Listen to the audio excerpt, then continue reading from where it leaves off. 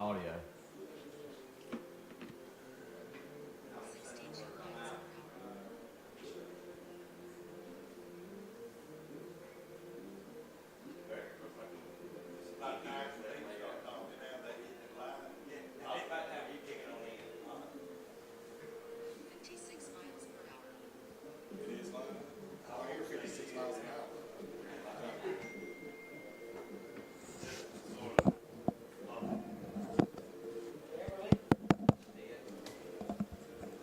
Test, test, test. 65 miles per hour. 65 miles per hour. 68 miles per hour. 66 miles per hour.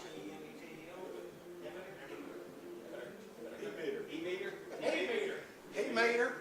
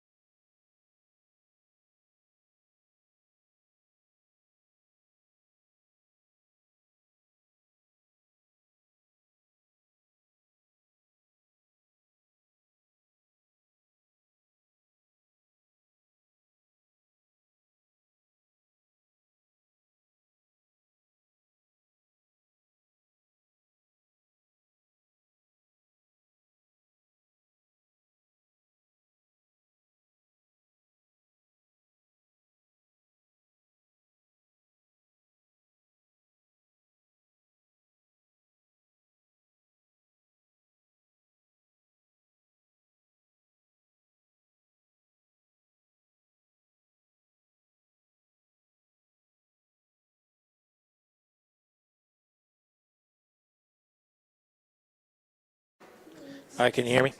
Yes. Welcome back to another edition of Simpson Cougar Baseball.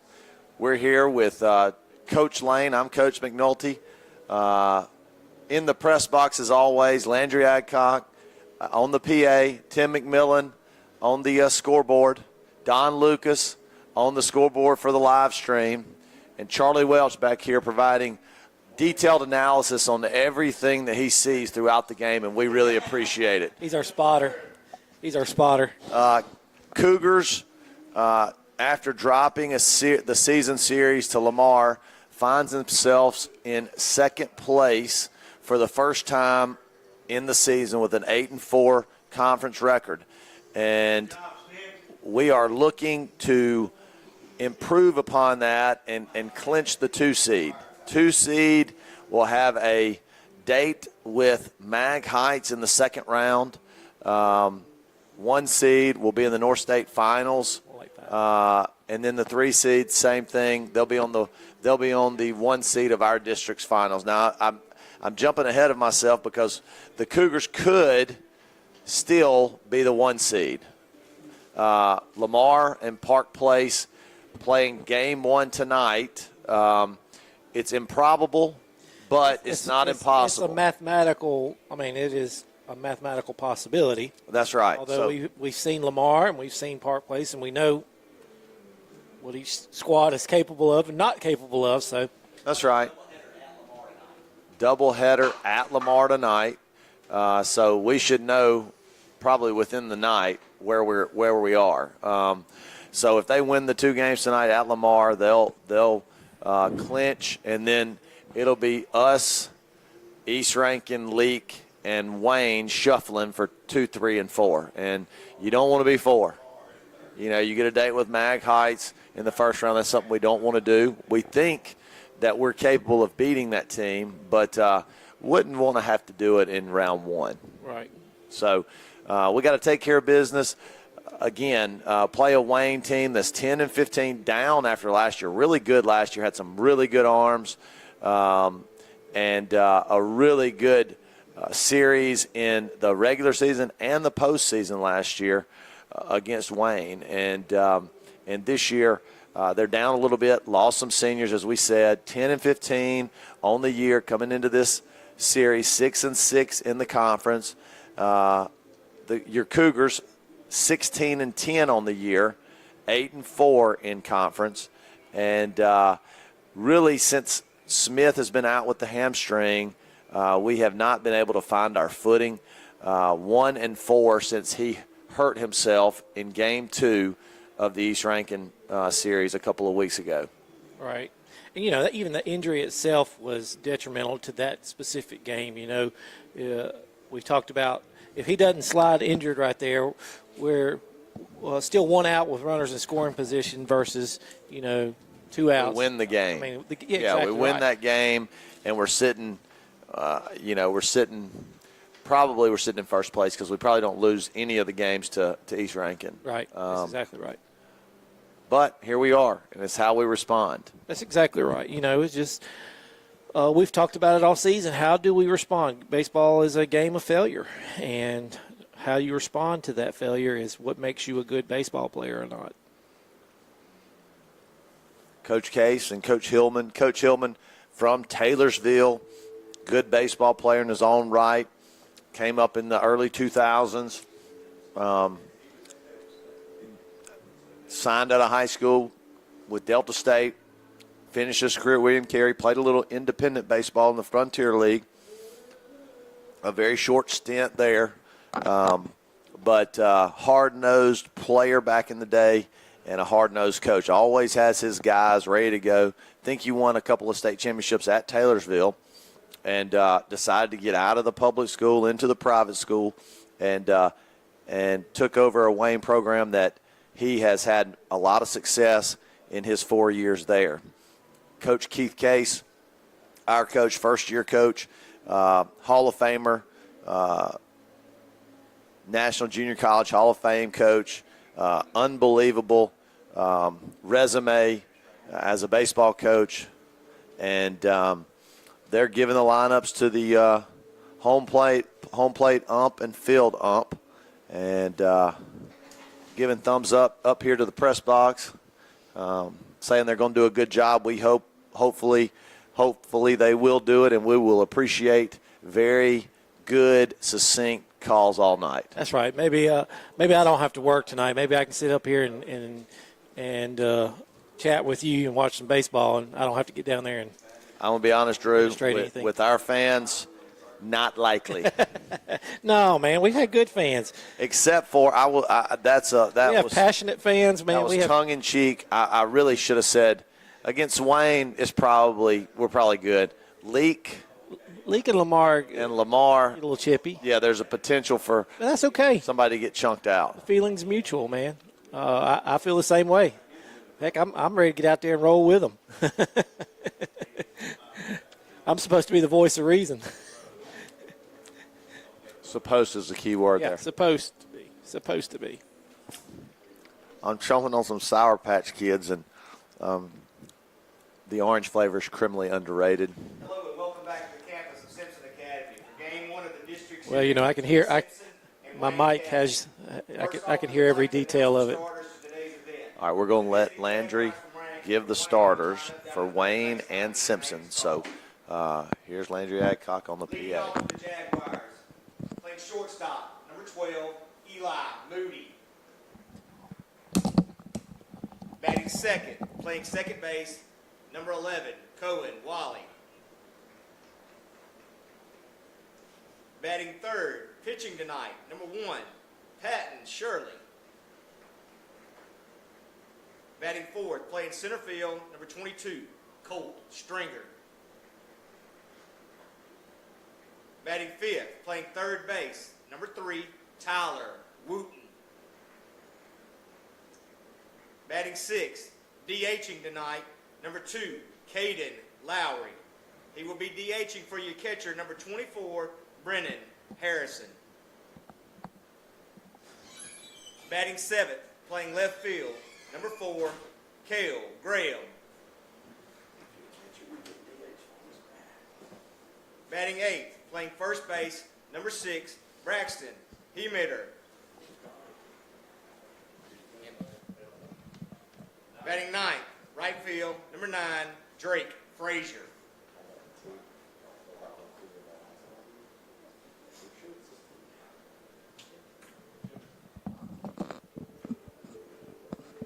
Now, for the starting lineup for your Simpson Academy Cougars. Leading off, playing center field, number 1, Braden Duncan. Batting second, playing shortstop, number 10, Barrett McKinney. Batting third tonight, playing third base, number 9, Ben Kennedy. Batting fourth, catching tonight, number 12, Chase Adcock. Batting fifth, the DH for the Cougars, number 18, Hendrix McGee. He will be DHing for our pitcher, number 21, Hayes Algie. Batting sixth, playing first base, number 15, Bryce Williams. Batting seventh tonight, playing right field, number 17, Brady McKinney.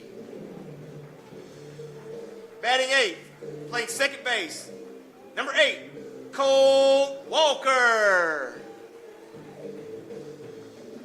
Batting ninth, playing left field, number 4, Cade Walker. The Cougars are coached by head coach Keith Case. Assistant coaches Ben Coney and Matt Warren.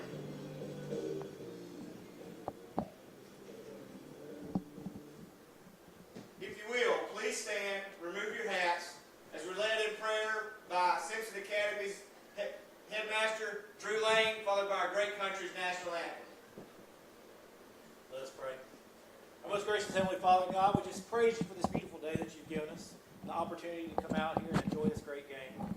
Lord God, we just ask that you would bless and protect each and every one out here tonight. watch over these young men as they play this game for you, oh God. Let them glorify you in everything they do, oh Lord.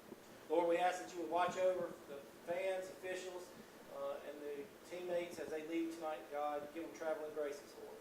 Lord, we just praise you and thank you for everything you do for us. In Jesus' name, amen.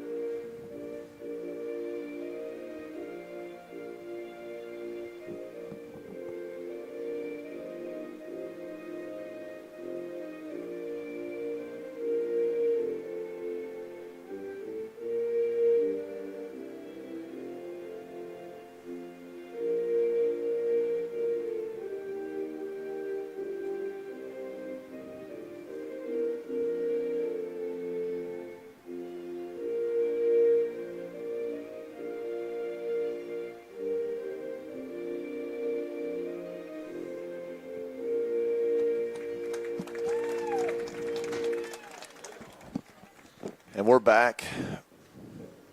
Beautiful rendition of the national anthem by the USA.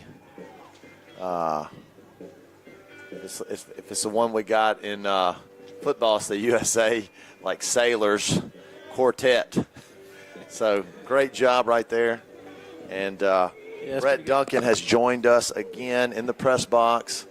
Always welcome his insight. Brought him a headset. He has officially rejected such headset. And he's just going to be off air telling us what we need to talk about. That's right. So,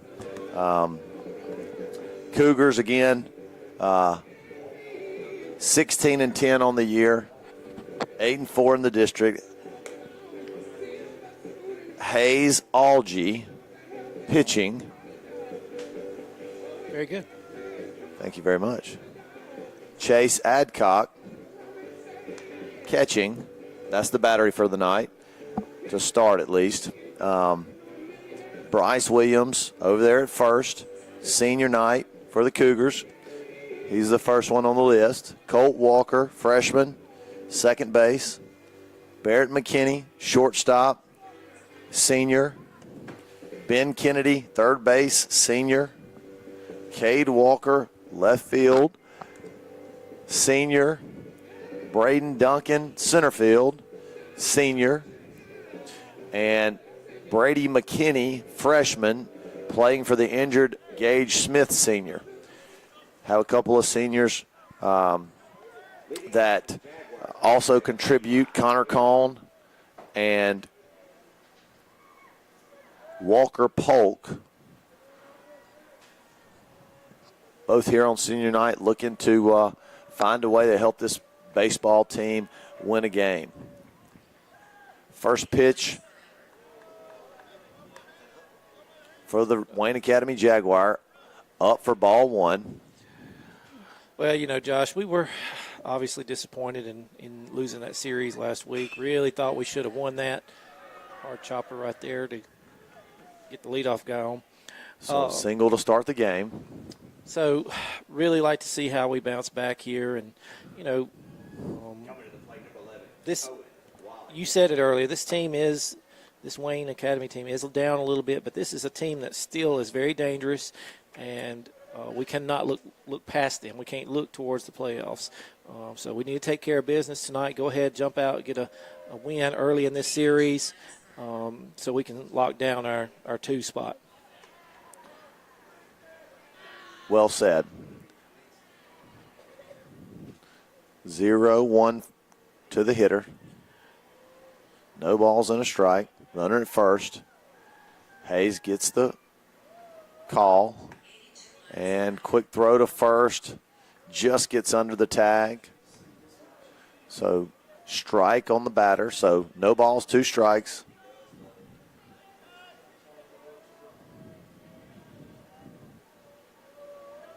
beautiful night for baseball. Oh, yeah, absolutely gorgeous. Not a ton of wind, little wind, left to right. Just a pretty, pretty day for baseball. 1 ball, 2 strikes. Ball on the outside, just missed. Yeah, that was a little bit of a pitch out. I think Chase was expecting the runner. There And he runner goes. goes, fouled up, out of play down the right field line.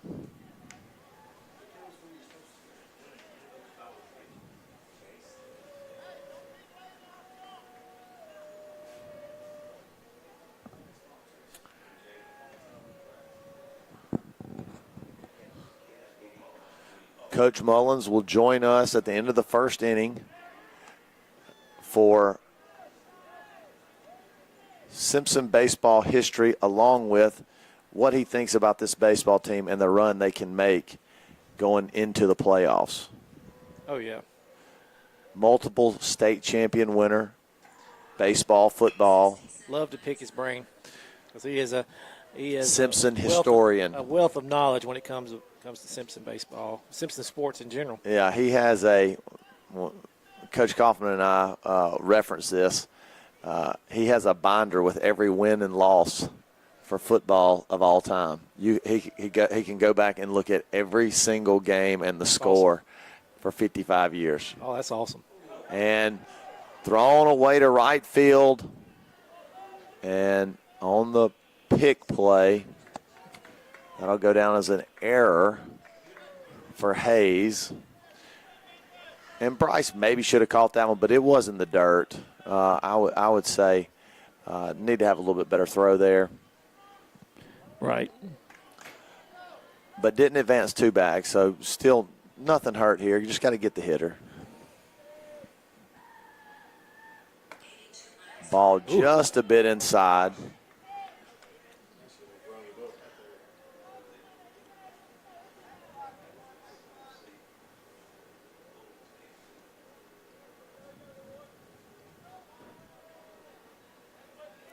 Two, just missed on that inside part of the plate.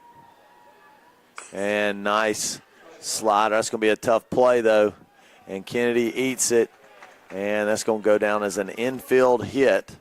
Just a tough spot right there. I thought he played it well, just charged. It kind of dived right in front of him, and there was just nowhere to go with it. Yeah, nothing to do there.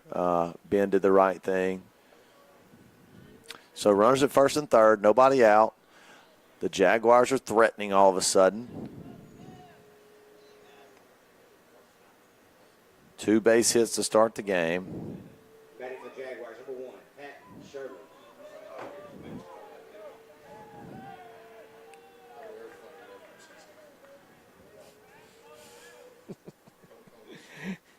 That's right.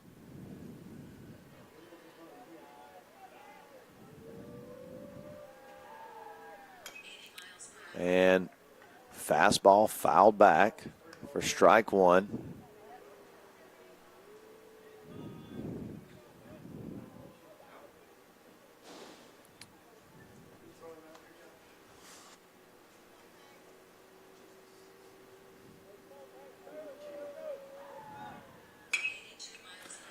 And got a good jump. Hayes had a pretty high lead kick there. I'm not sure if we'd have got him, even if we would have tried. Fouled off to the right.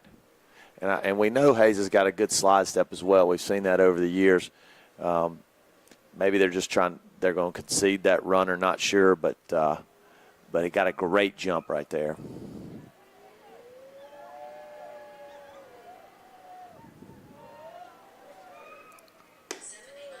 You know, Braden's dad, Brett Duncan back here, asked if he would throw him out. I would. Early in the game, let's get an out. Let's not make it a big inning. Chase got a good arm. Ball in the dirt, and he was gone there, so he'll advance. Tough ball to throw anyway. So 2-2, even if he handled that one well, that would have been a very difficult throw to second. 2 balls, 2 strikes here. The Jaguars are threatening early. And ball on the outside half, fouled off. Pretty good pitch right there by Hayes. J.D. Lane and Harper Wall going to retrieve the foul ball.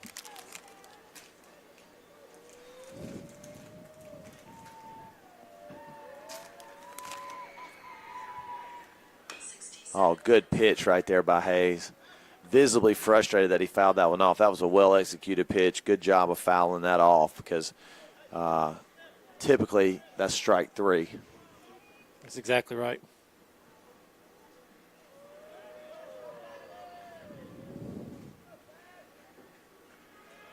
Two.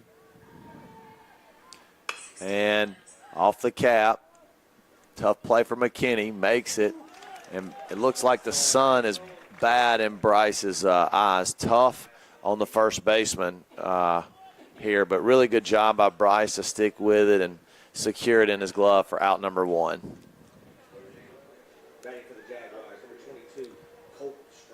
So Wayne is going to strike first.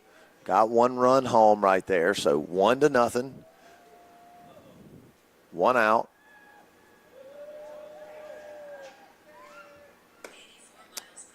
Good pitch right there on the outside corner. Really good job right there on 0-0 for their big 4-hole hitter.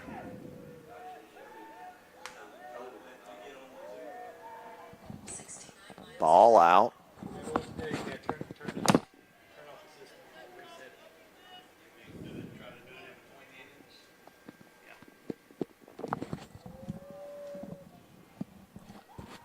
One ball, 1 strike.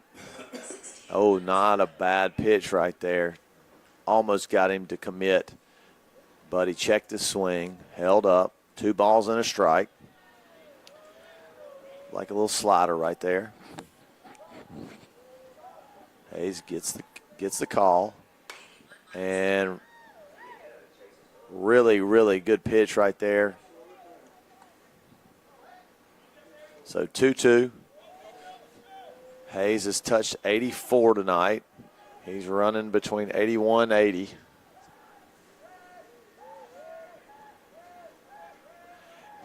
He's between 84 and 80. That was an 81-mile-an-hour fastball. And, oh, not a bad pitch right there. Just a bit out. Starts that in the middle third. He's probably got a strikeout. He started on the outside third. Right. And it was just a little bit too far outside. Yeah. So 3-2. And strikes him out on an 84-mile-an-hour fastball. Chest high and just couldn't catch up with it. Coming to the plate for the Jaguars. Number 3, Tyler Wooten. So 2 outs here.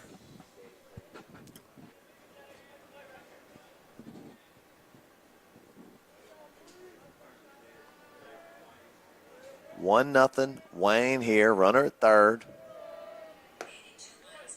Ball outside, just missed the outside corner.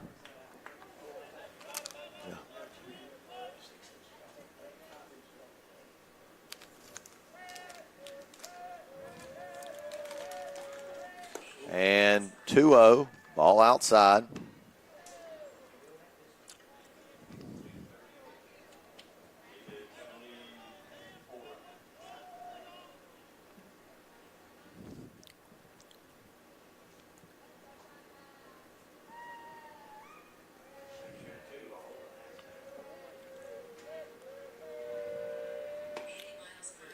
And went around right there.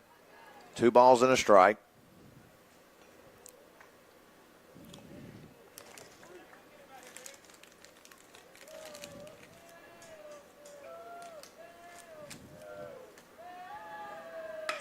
And line drive just over the outstretched glove of Walker, and that'll drive a run home.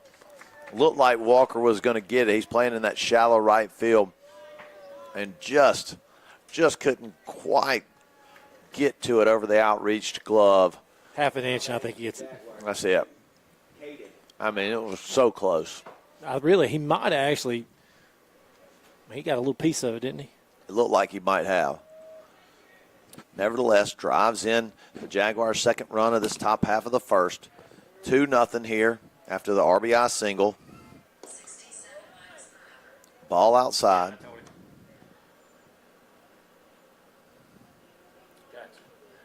Lowry up. Pretty good little basketball player for the Wayne Academy Jags. Ground ball to Kennedy at third. He'll step and throw and retire the Jaguars, but not before 3 hits.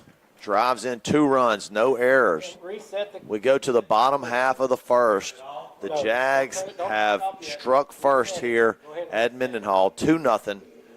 Waiting on the bats for the Cougars to respond. We'll return after these quick messages from our sponsors. Come see Dr. Frank Wade at 149 Pediatric in McGee for all of your health care needs. Dr. Wade has been supporting the McGee community for over 35 years, and he has been an unwavering supporter of the SCA Cougar football program and the SCA Cougar live stream. Go Cougars! Come see Dylan Sanford and all the wonderful people at Assured Partners in McGee, handling home, auto, life for you and your family for over 50 years, and they are a proud supporter of Simpson Cougar football.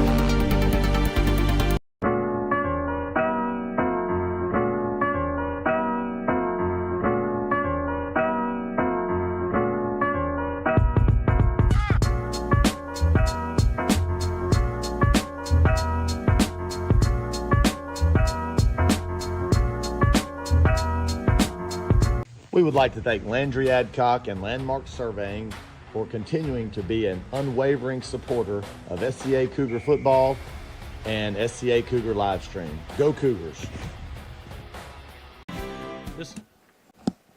And we're back.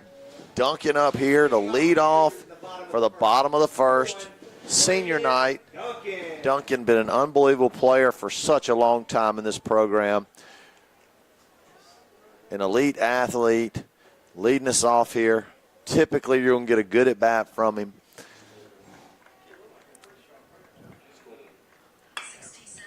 And ball hit to left, diving, dropped it. Chris Curley of Main Street Realty. That'll be down for a base hit, a single. Diving play for the left fielder, and as he hit the ground, the ball popped out. And now McKinney up, been swinging a hot stick. Had a really good series against Lamar. Game 1 and Game 2 home runs.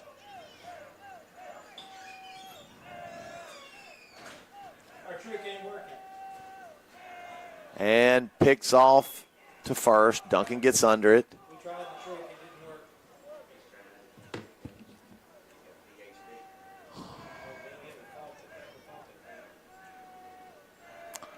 Scoreboard here at the whole baseball field, acting up. Curveball swung and missed. Duncan will advance on the pass ball.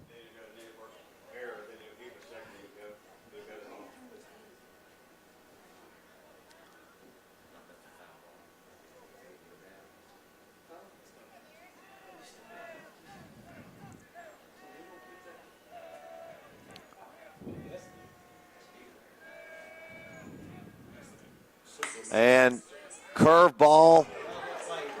No, that hit the ground.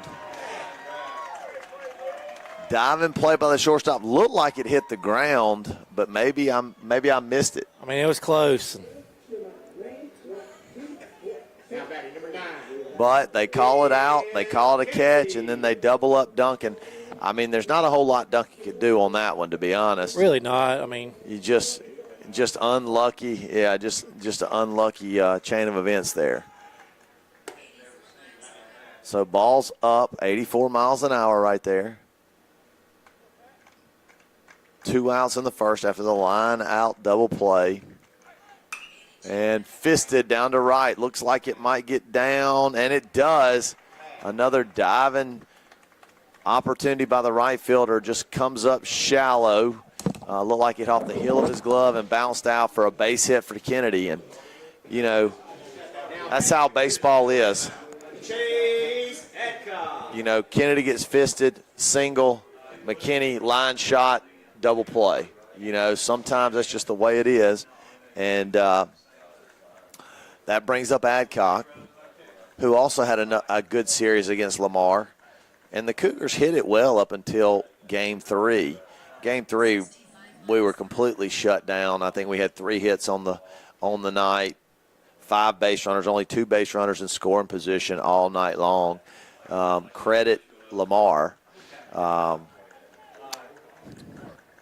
win the series 2-1. Quick throw to first. Kennedy dives back underneath the tag.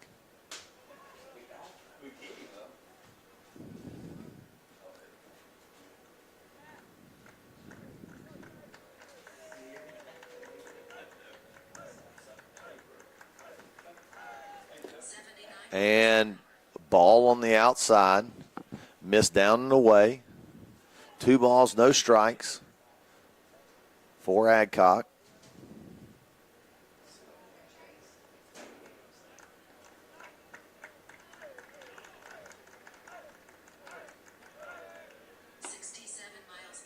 And that curveball will be right over the outside corner. Pretty good pitch right there on 2-0. Good job by Chase just to kind of spit on that thing. Really good pitch location.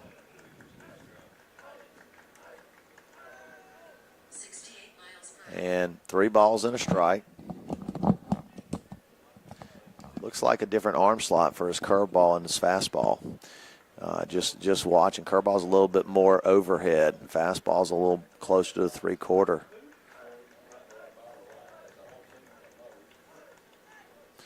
And it is. He's got a tail right there. Yeah, I'm picking it up too. You know, arm slot's completely different spot on the fastball and the curveball. Let's see if that continues or if he makes that adjustment or if our guys can pick up on it. And Kennedy can get a couple more on his lead. He just kind of fell down on the bag right there. Really didn't have to do anything.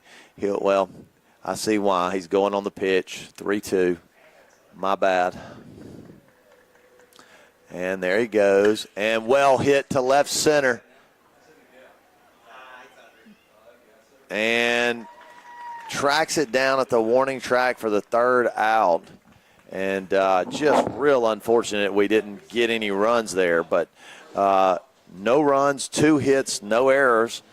Cougars down after 1, 2-0. We'll return after these quick messages from our sponsors. I'd like to thank our customers for the support over the last 17 years as we've served you. We now have locations in Richland as well as McGee, serving a 5-county area. We have a team of experienced agents here to help you with all your real estate needs. We can be reached at our McGee office at 601-849-3226 and in our Richland office at 601-326-3030. We look forward to the opportunity to serve you.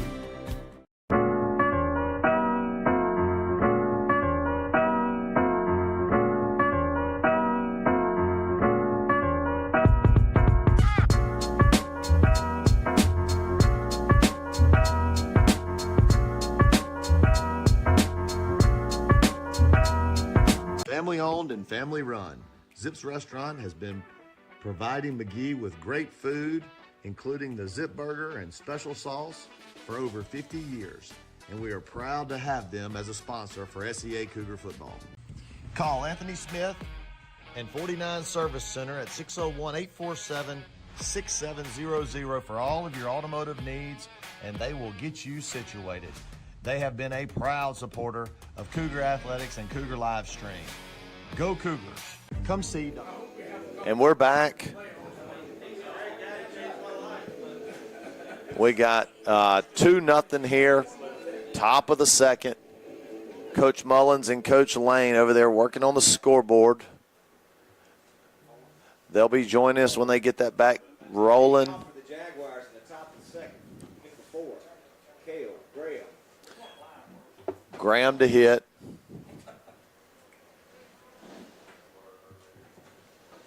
For the Jags.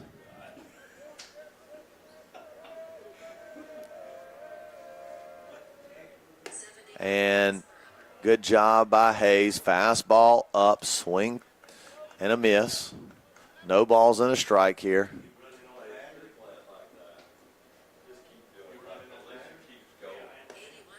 Nice pitch on the inside corner right there to go 0-2.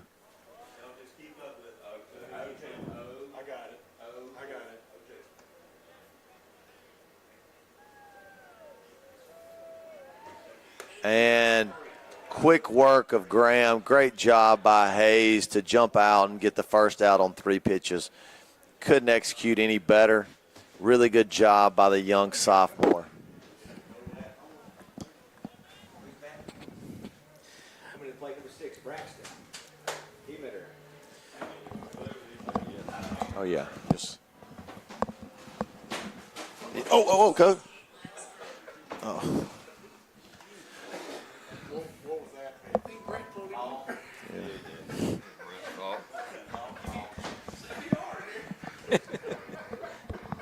And we welcome both Coach Lane back to the broadcast and Coach Mullins to the broadcast for the first time. He typically is in the broadcast room, but he's typically doing coaching in the football while me and Coach Kaufman are in the live stream. But we're finally able to get him on the stream. Happy to have him. Multiple-time state champion, Simpson historian, Coach Winston Mullins.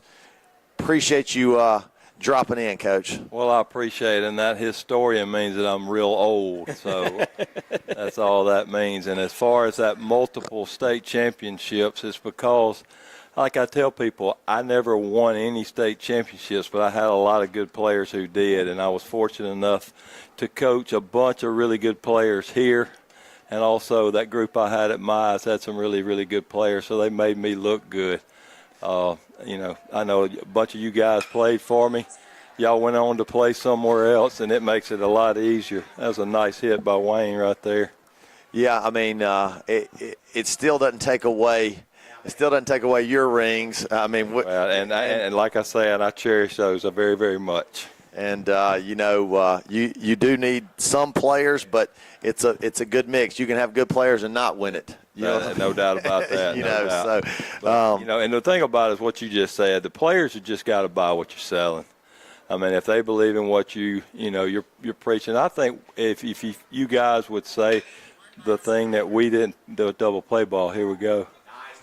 Yes, sir. Nice play right there, Kennedy. To get out of it. That's right. Kennedy to Walker to Williams, 5-4-3, and we're going to stay here with Coach Mullins. Got out of that inning. Good job by the Cougars. It's one thing that I think that y'all, if somebody asks you that we never were going to be outworked. And y'all know we worked on Sundays, Saturdays. We practiced all the time. I mean, of some sort, and we were fortunate enough to have some guys like Hal and Peter Paul come and help us and coach and stuff, and I learned a lot from those guys, because I was a very young coach. I mean, matter of fact, my first year was as a head coach was in 1995, which would have been your sophomore year, and so it's like I say, it's been an experience, and you look around here in this place, come a long way. It has. I mean, look, the fence always reminds me of you and your dad, and just us putting that thing up. I was thinking about some things today because you had asked me yesterday about coming up here, and that's one of the things. The fence. I mean, we were playing in a spring break tournament, if you remember correctly, over in Park Lane, and when we got back one afternoon from Park Lane, Dad had taken a tractor and dug the whole fence up, so we didn't have a whole lot of choice other than to put the thing back up. That's right. And I tell people, I watched these guys put this new fence. That one stayed up from 1996, 7, something like that. 96, I think. Yeah, 97. It was 97. March of 97. Okay, it stayed up from then until it survived Katrina. But you guys dug every post hole with a post hole digger, and we nailed every nail with a hammer out there. Y'all would go home. Daddies would stay up here till 3, 4 o'clock, still nailing nails, and next morning we'd load the bus, go to Park Lane, play games, come back and do the same thing over again. So. That's it. And look, you're talking about getting old. That means I'm pretty old too. Well, You're talking about 1995. That's 30 years well, I got to thinking about it. What, 97, 27 will be 30 years since our first championship. Yep. That's it doesn't seem like that long ago. There's no doubt about that. Hendricks McGee up, young sophomore, has looked good at times this year. Been in a little slump over the last week and a half, 2 weeks. Hopefully he can break out of it. Curveball, grounded at third, over to first for out number 1. You know, one thing that our guys have got to do, and I mean it's happened the last couple of weeks, and I think y'all both agree with this, is we got to get the ball back in the middle of the field and to the right side of the infield. We are just rolling over these curveballs, and I mean, if they're going to throw it out there, you got to hit it out there. And if we start doing it, I think we'll take off a little bit. Yeah, well said. I mean, a perfect example, Hendricks right there. Mm-hmm. You know, just roll over, trying to do a little too much with the baseball, and that results in a lot of ground balls, weak ground balls to the pull side. Absolutely, and I mean, it's just. I mean, other night against Lamar, it just really got frustrating for the. I know. I mean, the kids are trying. I mean, they're not going up there trying to get out. 83 miles per hour. And it's like I heard Nick Saban say one time. Nobody feels worse about losing than they do. That's right. Right. And I think a little bit of the time especially the senior laden group, you get in a Lamar game where nothing's going, so you try to do a little too much at the plate to get things going, and all of a sudden you're outside of what you typically do, and you're just trying to press, and in baseball you just can't do that. See, like right there, that's back up the middle. I mean, he hit that okay, but I mean that's where we got to get. We got to get back in the middle of the field. Yeah, nice swing by Williams right there. And that brings up McKinney, Brady McKinney, freshman, been filling in, done a good job for Gage Smith, but we certainly miss Gage's everything, his entire package on this baseball team. But Brady has done a good job filling in for Gage the last couple of weeks. And looked like it hit him, but maybe it didn't. Fake it. I've been around him long enough. Hopping. He ain't going to fake it. He wants to swing. Yeah, I know they all do, but I mean, just right now we got to get. And that's the thing you just said about Gage. That's the thing about Gage. He just when he puts pressure on the other team because of his speed. I mean, he is so fast. When he gets on base, he's a threat to steal. So I mean, he's just a distraction. See, back in the middle of the field. That's where we got to live. Nice swing right there by Brady McKinney. Base hit. And another freshman coming up, Colt Walker. A solid pitcher, has done a great job this year. Great defender. Waiting on his bat to catch up with all of his other skills. And Coach Case has seemed to putting a little bit of confidence into him, getting him a couple at bats. So hopefully he can start going and helping his senior brother out, get a few runs here and make a run. Curveball up. And again, his arm slot's in a different spot for his fastball and his curveball. I don't know if the guys can pick up on that, but he's short arming the curveball. He's over the top. And then fastball's more three-quarter. And, I know this. If one person has picked up on that in the dugout, everybody has it. It's just, can we execute? Can we make that adjustment when we see it in that split second? And popped up to left.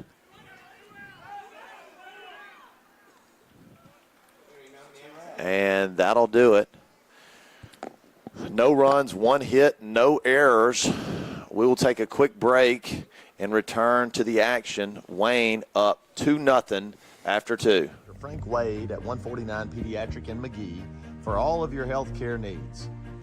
Dr. Wade has been supporting the McGee community for over 35 years, and he has been an unwavering supporter of the SCA Cougar football program and the SCA Cougar live stream. Go Cougars! Come see Dylan Sanford and all the wonderful people at Assured Partners in McGee, handling home, auto, life for you and your family for over 50 years, and they are a proud supporter of Simpson Cougar football. I don't know. It's really aggravating, but at least, the thing about it, people don't really care about the inning deal. As long as you got the score up there, I mean, at least, you like to know. Right. But the bottom line is you got balls, strikes, outs, saves. Right. So that final line at the end is really what matters. Yeah, at least they know what the score is. So Right. maybe we'll get down here in the morning and fix it again. Oh, it'll be working perfectly in the morning. Oh, absolutely. It worked in the JV game, huh? Oh yeah, everything worked fine. I did see it blink once or Oh, twice. if it blinks, you're in trouble. Yeah. I don't know. Maybe that antenna's already gone back out over there. I don't know. 80 miles per hour.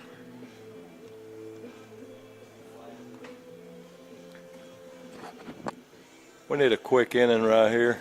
Yeah, we really do. Just, in and out, kind of get our, we had a lot of trouble with us, with our bats cooled off, in the last, couple of games. We've really, really need to get out of this and find some kind of momentum. Absolutely. There you go. One pitch, one out. Yeah, that's a good start. A good start to a clean inning. That was the leadoff, too.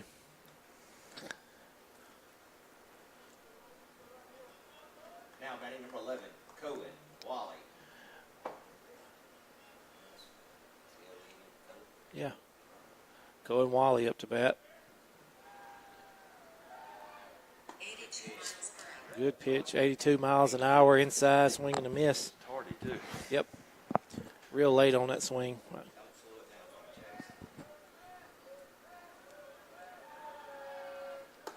miles There you go. Came right back with it. Yep. I think you do the same thing.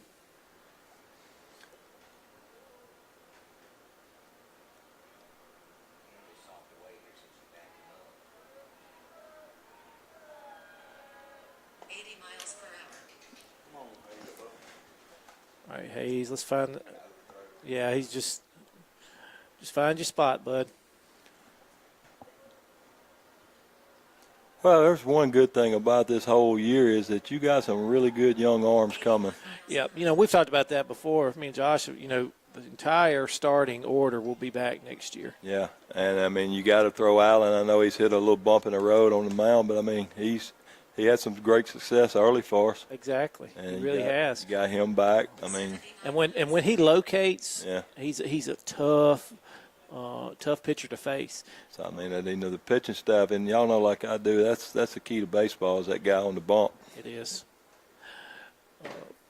Really would love to see, with these young guys, I'd love to see an increase in velocity for next year. Maybe Hayes start touching 85, 86. What was Hayes? What did we get at 82, 81? Yeah, I think he's touched 84 tonight, but he sits around 81, 80, 81. The thing about it is, it'll come. He really needs to just work on his lower half, get it stronger. Mm-hmm. Because that's where you pitch, with your lower half.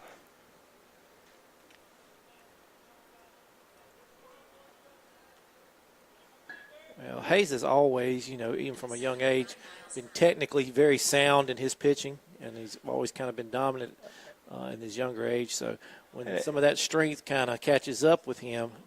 Absolutely. That's the thing. These kids are still young. He's that's a nice pitch. Yep. There's your rollover ground ball on a curveball. So we're now what, 4 or 5 pitches? How many pitches do you have that inning right there? That was what we needed.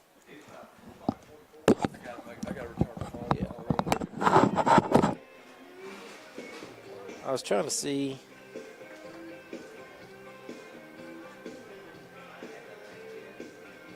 see, 1, 2, 3, 4, 5, 6, 7, 8 pitches. Yeah, 8 pitches. That's pretty good because he did have such a laboring first inning or two. I think he's around, like you said, I think 44, 45, something like that. So this one.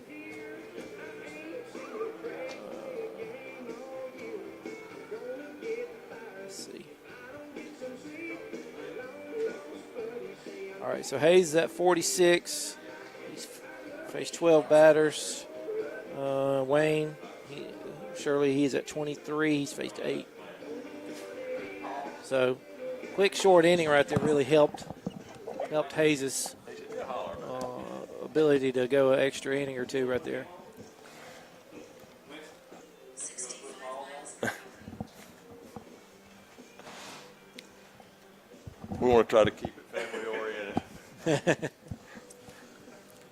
64 miles per hour. Hey, we got some new technology in here. They can call in to Josh now, and we can have them over the radio or really? over the mics now. That may be a little dangerous. Yeah, I'm thinking so too.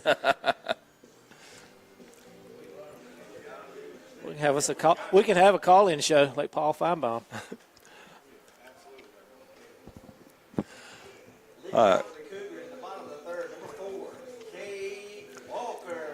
All right, we need a leadoff hitter right here. Yeah, and I have sung the praises of Cade in this 9 spot. I like him in the 9 spot because he can flip the order for us.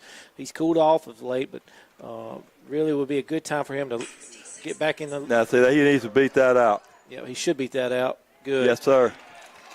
Just what we needed right there. Yes, sir. Just what we needed. But it still goes back to first pitch curveball. We hit it. He hit it to the pull side right there. We just got to get a little more patient at the plate. Yep, exactly.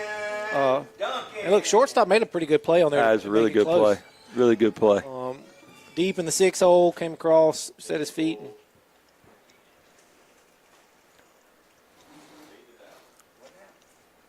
Not real sure what Coach Hillman was arguing about there, but maybe wanting to know if he pulled it.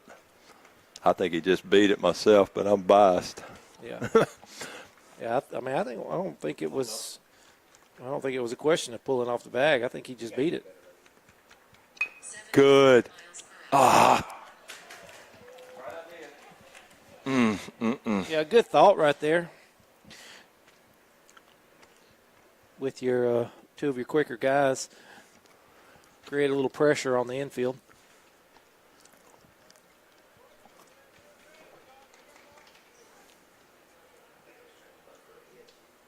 Yeah, I think so. I think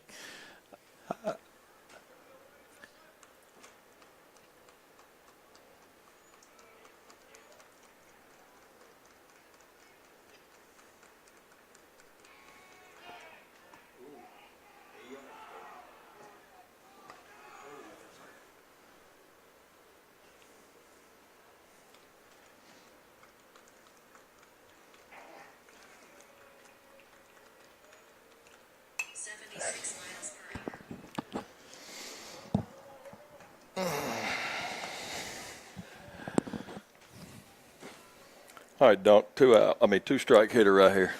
Come on, give me that something backside right here.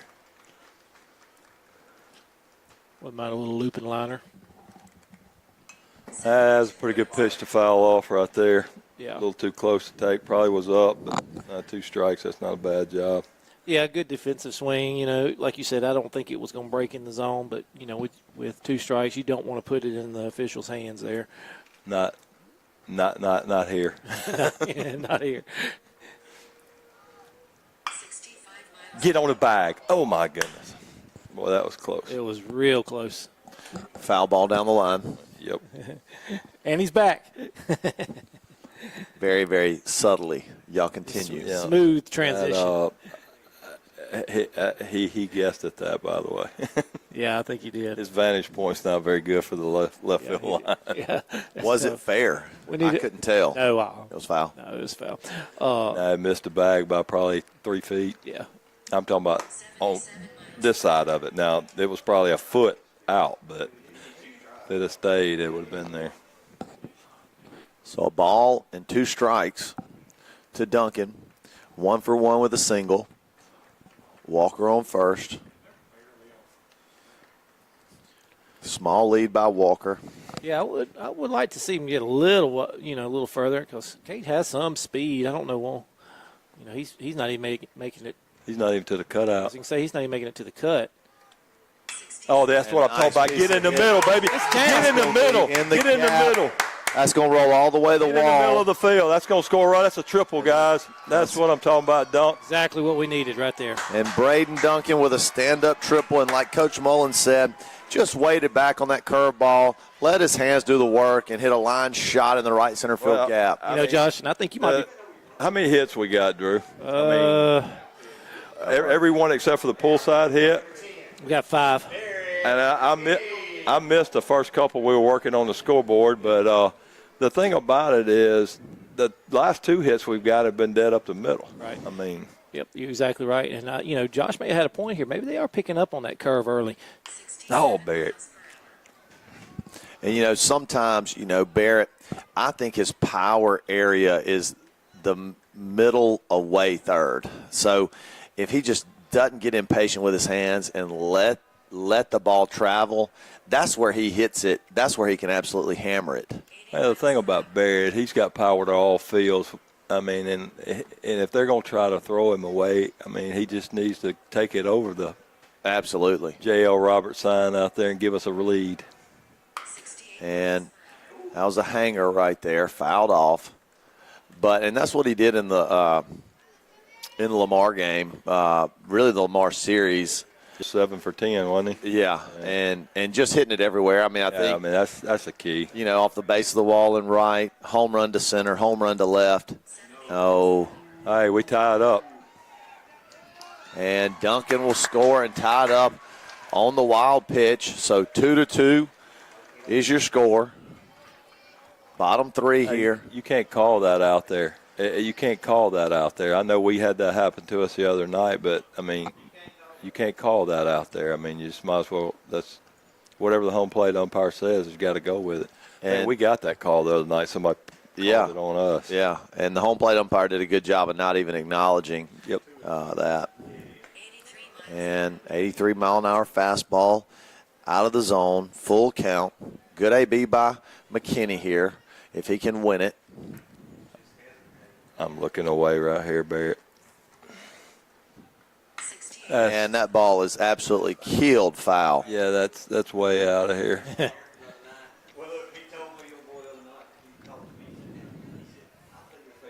Hey, not really MAIS related, but just an interesting score. Summerall is in a dogfight with Mize, 7-5 in the bottom of the third.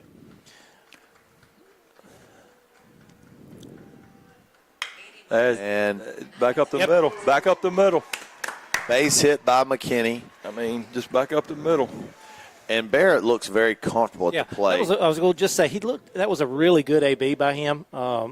Spoiled some things, fought off. I mean, obviously hit that foul 350 feet, but and then come back with a hard hit ball up the middle. So seeing it really well. And Kennedy up 1 for 1 with a base hit to right in his first at bat.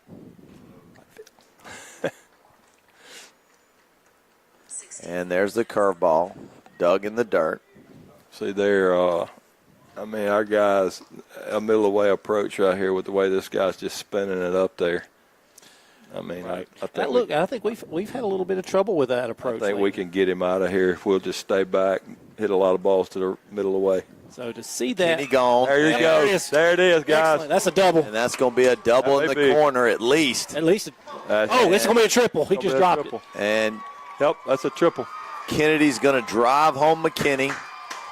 I hope everybody in the dugout is watching what our guys are doing right now. The last 3 or 4, we are just making a living on the right side of the infield.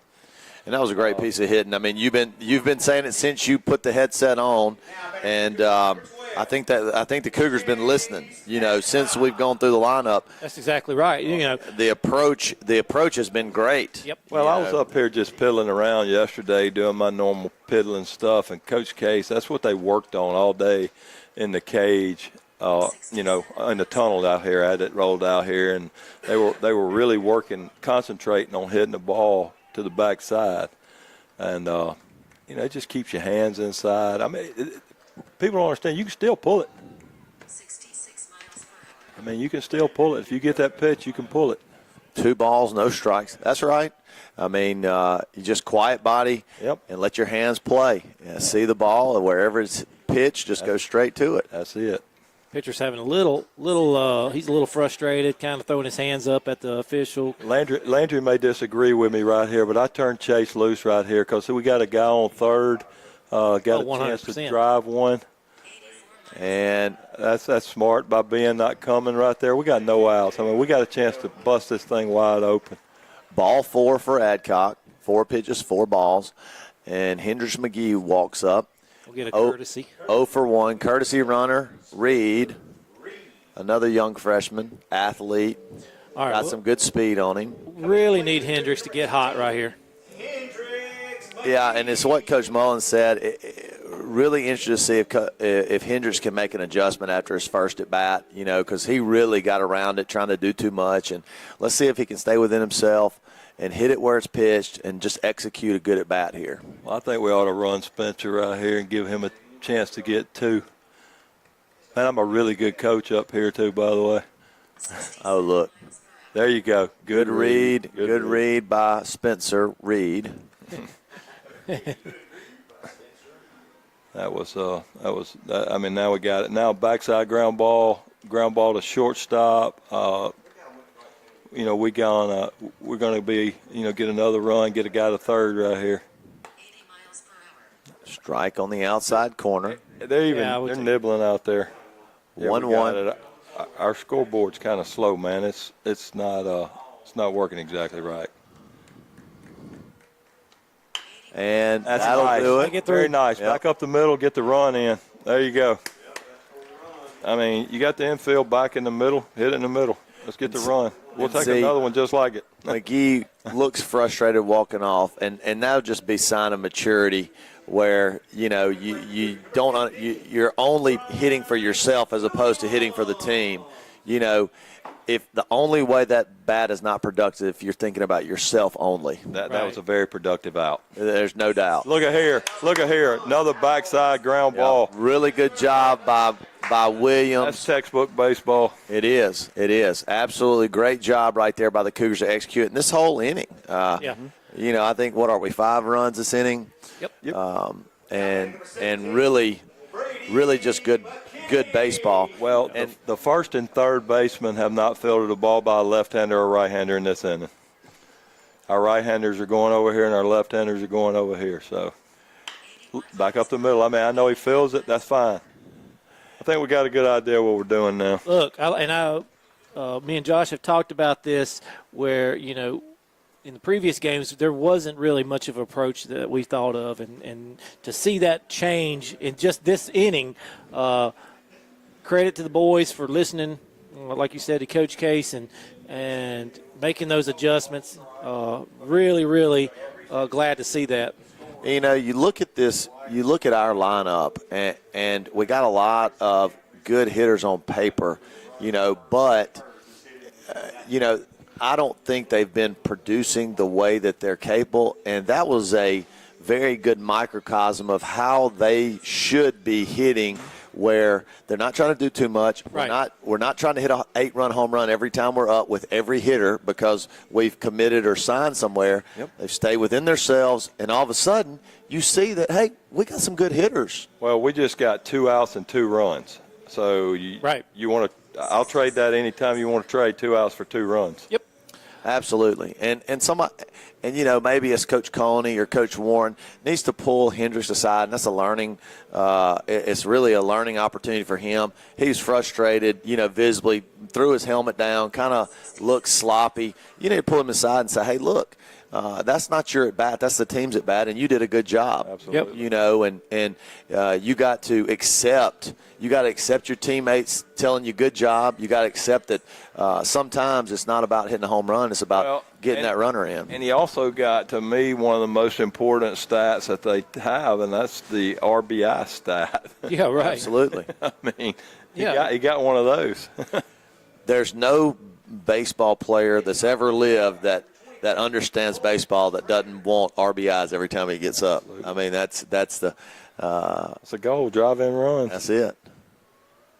80 miles per hour. Yep. Good job by Hayes on the inside corner. Strike one. He's looking real strong the last couple innings. Yep. Had a real clean inning last inning.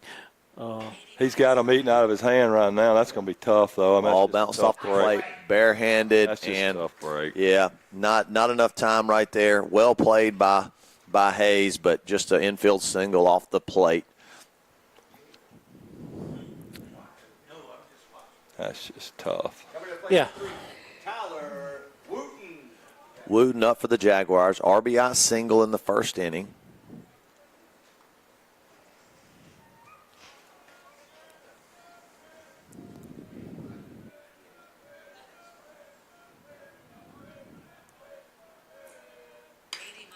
And Foul. good spot right there by Hayes. Fouled off. No balls and a strike.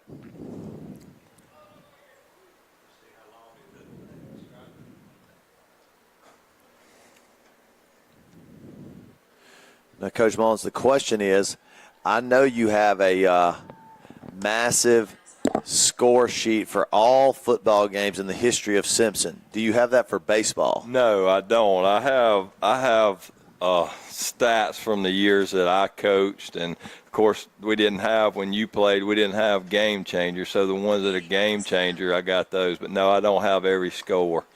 I got you. I was about to say that would have been super impressive. Yeah, no, I mean, the football is super impressive, but I wish somebody would have done that. But when I played back here in 1982, 3 rather, that was my senior season. So that's a good job of hitting right there. Guy stays back, just drops it over into the no man's land. Yep, left center field single for Wooten, 2 for 2. But how the game has changed and evolved, we played 9 games my senior year. Really? 9. God. 9 games. I mean, I don't think That could not have been good for a baseball player. Well, I don't think my whole high school career we played over 15 in a season.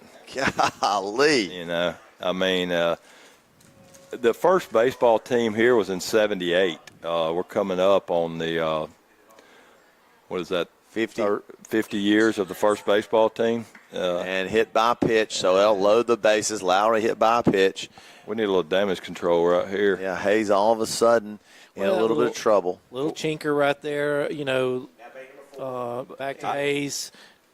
Yeah, infield hit. Yep. And then, of course, the little bloop. Serves one out into left center and then hit by pitch. So I think Chase is doing a good job right here coming up. Give him a second to regroup.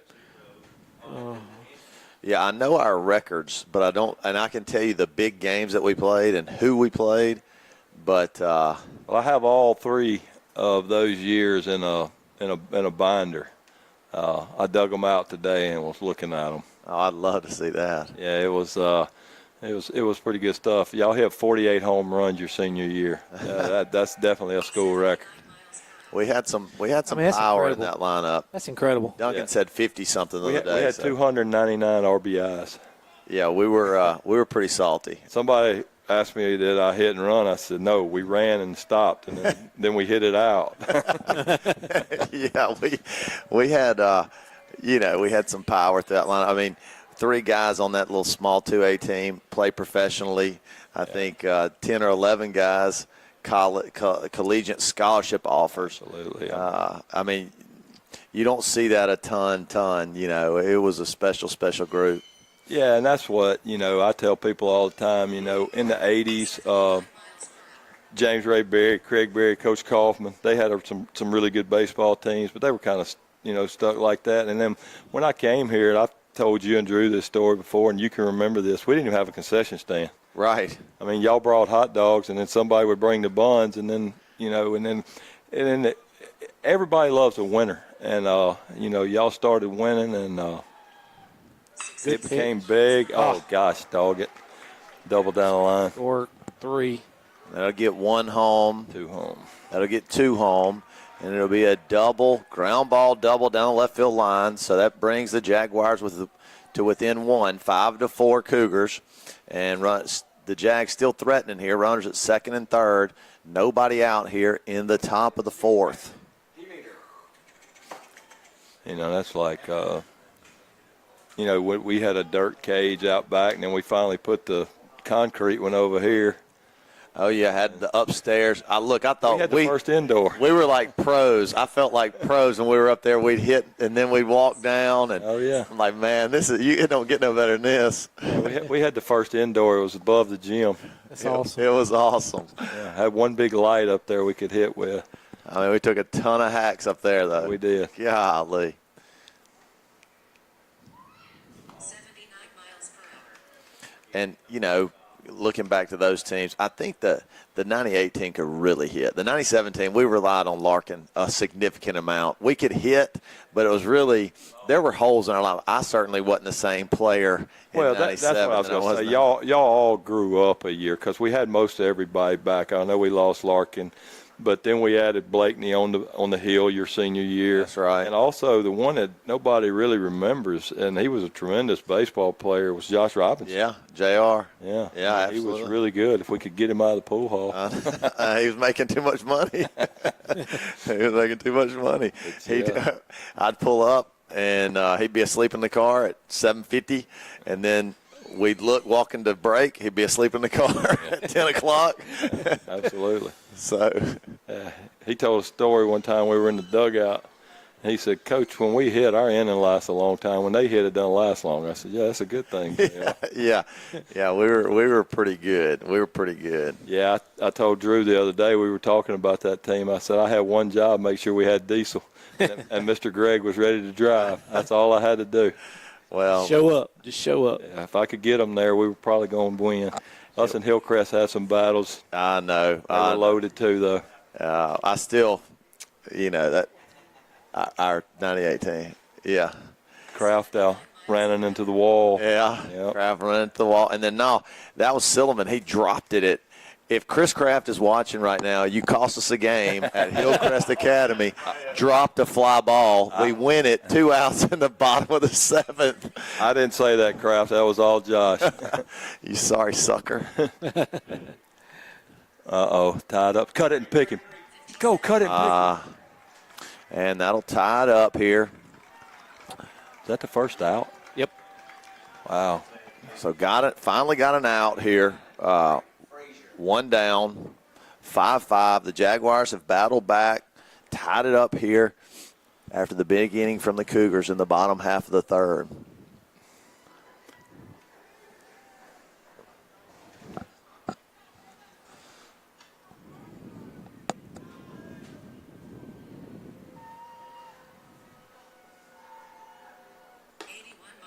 Ball just a little up. What we got pitch count, Drew? 61. Were we in the 4th? Still okay right now if we could just get some outs. Snap throw the 3rd. Wow. That's right. They got him, too. Yep. They got him, too. Good call by the press box. Yes, sir, he did. And that is a huge out for the Cougars. And Hillman is he's going to talk with the home plate ump. Yeah, regardless of intent. I mean, I know the kid's trying to get out of the way, but the box is yours. Chase is stepping out to make that throw. You can't step out of the box even to try to miss it. Stay in there and let him hit you. Yeah.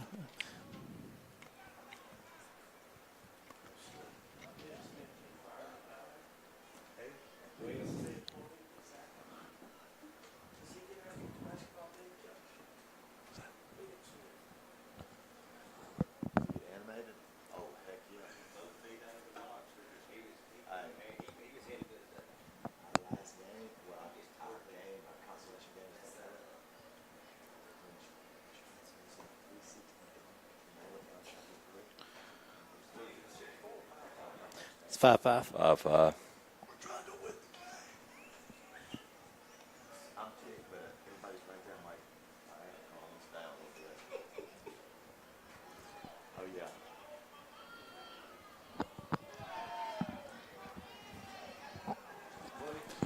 And looks like we're going to get back going here after Coach Hillman says his piece to no avail.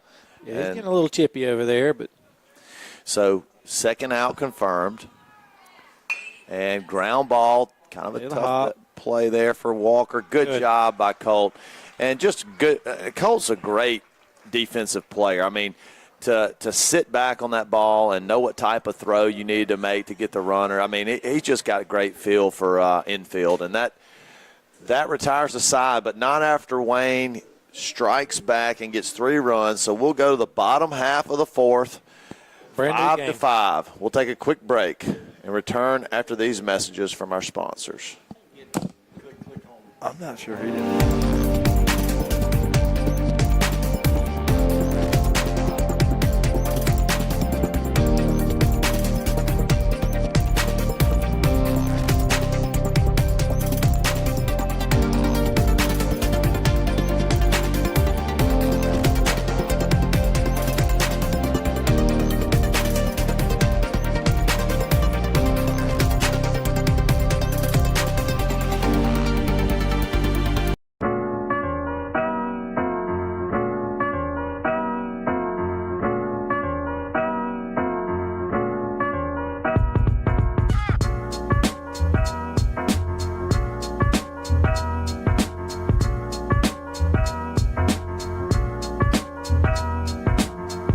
We would like to thank Landry Adcock and Landmark Surveying for continuing to be an unwavering supporter of SCA Cougar football and SCA Cougar Livestream. Go Cougars! This is Chris Curley of Main Street Realty. We would like to thank our customers for the support over the last 17 years as we've served you. We now have locations in Richland as well as McGee, serving a 5-county area. We have a team of experienced agents here to help you with all your real estate needs. We can be reached at our McGee office at 601-849-3226 and in our Richland office at 601-326. Number 8, Cole Walker. And we're back. Colt Walker up. Started us off last inning with a big inning. And hopefully we can get it going again. Oh, this is Colt, not Cade. My fault. Colt flied out to left last AB. And looked like the pitcher took exception to the ground ball play that Colt made at second a minute ago and threw it his head. that was personal, wasn't it? Yeah, he brought it inside. Ball down and in. I've personally been thrown at him many a time because of some nefarious actions by a Christopher Dunn. It seemed like I always hit behind him, and he'd kick the first baseman's leg if he was ticked off or pimp a home run. So 3-0 here. Yep. I think Hillman's a little nasty interaction with him is not going to do him any favors. Not working out. And ball 4. Looks like he's probably squeezed him a little bit maybe. Yep. Or at least Coach Hillman thinks that. Yeah, Coach Hillman's actually tapping his chest. He's putting the blame on him, and he's pointing to his pitcher, kind of tapping his own chest, saying, hey, look, it's my fault. So Walker with a leadoff walk. Walker up. Colt at first, Cade hitting. Dives back underneath the tag.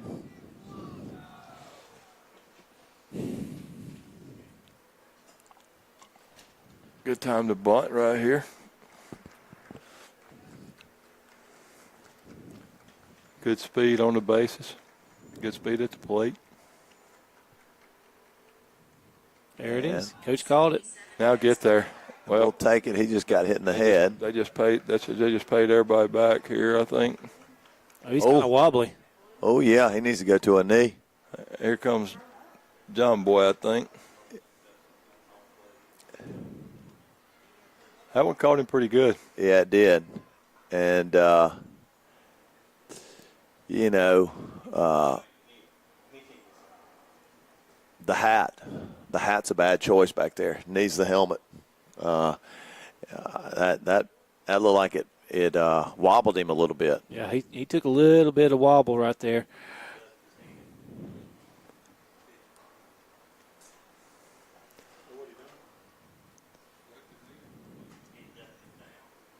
And John Pierce, Apex Physical Therapy, the GOAT of athletic trainers. Absolutely. I saw where he got an award the other day. Yeah, he's on the board of the athletic training of the Mississippi Athletic Training, whatever it is. And they recognized him. And we've talked about this on air and off. I've been in the physical therapy business for 20 years and been around a ton of athletic trainers, and he is by far and away the best in the business. Ain't no doubt. My son will fight you over him. I mean, he just is unbelievable. Hold on, let me put my glasses on. So it looks like he's been cleared here. So let's see. No, he pulled back. Yeah, he pulled back. Yeah, he pulled back. That's why he almost got hit with it, because I don't think anybody saw it, including the catcher. He pulled it through the catcher's eyes right there.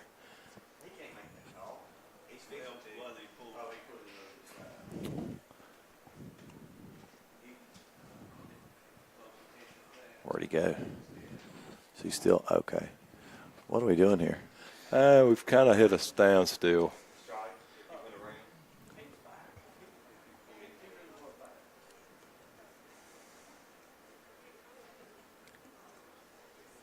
And we're back going.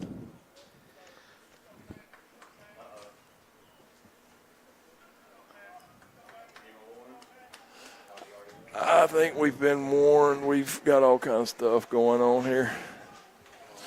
Well, we got a few text messages coming in. We're giving too much love to the 97, 98 teams and not enough love to the 2001 team. Well, that was the reason that we weren't is because neither one of us were here, but they were really good. They were good. They were a few notches below a lot of the notches below. They were. I'm just kidding. They were a really good team. You had I know Mitch. Boise Barnes. Coach Lee Alex was on that Ward, team. Yeah, Coach Lee. Played one of the longest games ever, probably on this field. Yeah, was that in the state championship was game? Was that Mag Heights? Or was that Kirk? Yeah. The Fowler kid. Yeah, that's right. I came to that game. Was Baldwin on that team? Zach? He was center fielder. Yeah, they had some really good players. Yeah, had some good players. Yeah. Jonathan Kraft, he would be ticked off if we didn't say him. Stud first baseman.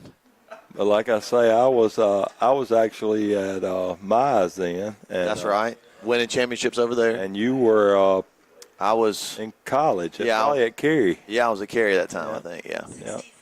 So I mean, we're not trying to diss on anybody. We're just talking about what we know. That's right. Yeah, 12 innings, 1-0. Yep. Cougars won. I actually was driving back from Mize, and I saw the lights, and I circled back, and I pulled up at Coach Bartland's house and sat on top of the hill and watched probably the last 5 innings of that game on top of the hill up there. That was a heck of a team, though. And, you know, we as a program went on an unbelievable run through that stretch. You know, go 97, 98. We lost the championship in 2002 after the 2001, I think. I think that's right. And then won it in 04, 05, 06. And then played for it in 07. And played for it in 07. I think Coach Hederman back in 09 maybe. Right after that. And look, he was out away. Yes, sir. Nobody really there. Good job. Yep. Really good job of laying it down right there by Duncan and letting his speed take you. I mean, Duncan, another elite athlete. You know, we talk about Gage. Duncan's got that same juice in his legs. He puts a lot of pressure on you, and you see it there. It was probably just going to be a sack bunt. It turns into a base hit. Yeah, look, and Wayne didn't play it well. Everybody came after him. Well, You know? I mean, and Brett's standing behind me right now, and I'm not saying this because he's standing there, but if I'm going in a foxhole, I want Braden Duncan in the foxhole with me. There is no doubt. Anybody that's watched this stream, watched him play football, Absolutely. they would agree with you. I had the pleasure to coach him in football and also in baseball, and I probably pulled out my hair when he was a sophomore or freshman in football a couple of times. But he's a warrior, man. 66 miles. There is no doubt about that. Oh, He would stick his nose anywhere. He'd stick a hat on your butt. It didn't matter. this is interesting right here. Full count, 2-0. You know he's getting There it is. that ball is stay fair. just heel foul. Just a little bit around just a little bit around it. And look, the way Barrett is swinging, the only thing you hope is just he doesn't try to do too much because he is seeing it well. Just hit it where it's pitched, and he'll hit it out. Just think middle of the field, Barrett. That's it. That's Middle it. of the field right here. I mean, they'll let you touch them off. You hit it over that blue wall too. I mean, It counts all the way around this field, doesn't that's it? why they put fences on all corners. That's it. That's it. That's it. That's in the gap. That's fine. Got the run in. Do your job, buddy. In the gap to the wall. That'll bring one home, two home, and that'll be a 2 RBI double. And looks like it got in on him just a hair, or he'd have been. It got in on him just a touch. Yeah, the thing about it is, I mean, there you go. That's a gap shot. I mean, a middle of the field. I mean, that's what we're doing right now, and we're having success. Look, this is as good as we've looked at the plate in a long, long time. I mean, I thought we played well in the Lamar game, the second game. I thought we hit it well. But outside of that game, and even then it was just concentrated with a couple of hitters. Seems like tonight we're executing up and down the lineup and stringing together some good innings. We go back right here. I mean, they're going to play back. I mean, we hit a ground ball in the middle of the field. We're up 8-5 because the shortstop and second baseman both are back. 82 miles per hour. Fastball on the inside corner for Kennedy. Kennedy with an RBI double down the right field line, 2 for 2 tonight. I mean, if Ben will just stay back, hit one in the middle of the field, we're going to be up. Another run. That's trouble. That's in no man's land, guys. That's going to That's going to Lights. And it Sir. does. That drops. Nobody. Oop. And There we go. drives one home. And Kennedy with this third hit of the game. And sometimes it's like that, you know.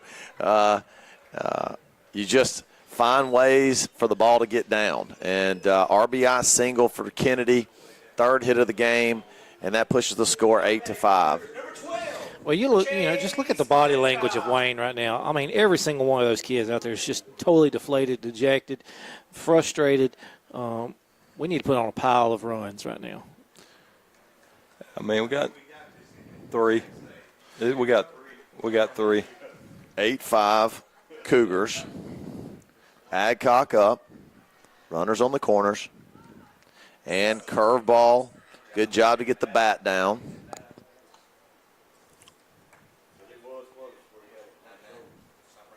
And just to put a ribbon on the conversation, or at least a pause on the conversation, that 2001 team was 30-6, so they were a very, very high-quality club. Popped up. Absolutely a very good team. Like I say, I mean, they were I wasn't here, but I mean, I know a lot of those kids that played on that team. Some of them actually played, you know, for me before I left, and they had some really good team. Absolutely. Absolutely. Hey, Coach Bartlett did a heck of a job while he was here. I mean, you know, got a chance to move up to one of the bigger programs in the state, Brandon, which is, you know, arguably one of the better jobs in the state, and did well there too. Yeah, he was a really, really good coach. A son that's playing college baseball, good player.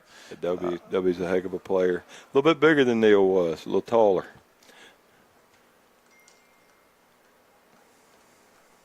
Athletes on both sides of that bloodline. 79 miles per hour. Foul back by McGee. McGee 0 for 2, RBI ground out his last at bat. You know, I'll probably hold the distinction of doing something I don't guess a whole lot of people do. I replaced the guy who replaced me. That's pretty good. 60 Yeah, Coach Kennedy advances. Coach Bartlett took over for me, and then I came back, took over for him. Is there another instance that is the case in anywhere, college or? What about was it Snyder at K-State? Did he do that? Oh yeah, he might have done He that. replaced him. Yeah. He came back. He replaced the guy who replaced him. Yeah, that great.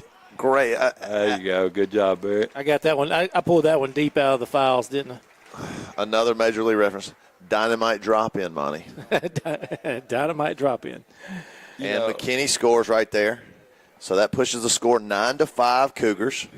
See right here, Josh talked about this earlier. Right here, here's a chance right here. Hayes hits the ball. Hendricks hits the ball in the middle of the field right here.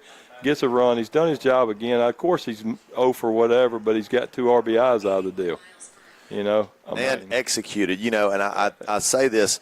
I said this earlier, but it was when I got to pro baseball. Something that was very interesting. It changed my perspective on my individual at bats a little bit.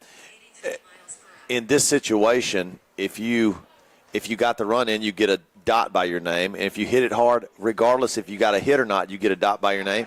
And at the end of the night, they're calling the cross-checkers and the internal scouts and telling them, they're not talking about how many hits you get. They're talking about how many dots you got. And so it changed my thought process about what I was looking to do at the plate. And, right there, Hendricks, and again, a good at bat anytime you can get on base. But I've heard college coaches before say, you go watch a guy play and he goes 4 for 4 and he hits 4 looping liners, and then you go watch another guy play and he hits 4 line drives. He's 0 for 4. I mean, exactly. They're looking at that guy who's hitting the ball hard.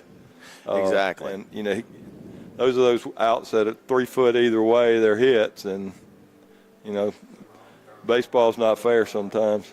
It's really not. And you feel like it's kind of what Ben just with the little blooper there.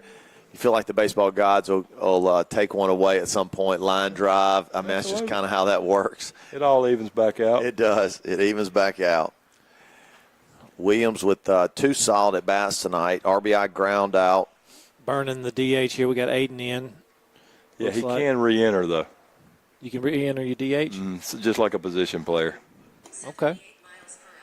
Yeah, he can come back in. And I'm glad you're up here. I don't know any of the rules anymore. Well, the re-enter rule is kind of confusing. I mean, especially for, once you watch a college game or a pro game, I mean, because it's, once you take somebody out, they're gone. But the re-enter rule applies to, any starter, whether it be the DH, anybody that's in your lineup. Well, that's good to know, because I always thought once you pull the DH, regardless, that was it. He can re-enter. That's good. So Waldrop pinch running.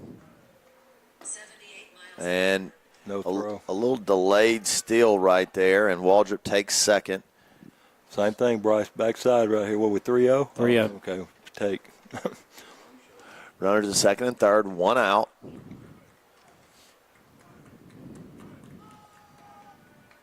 And that'll be ball 4. I think they got to get a new pitcher. Yeah, visibly frustrated after that pitch right there.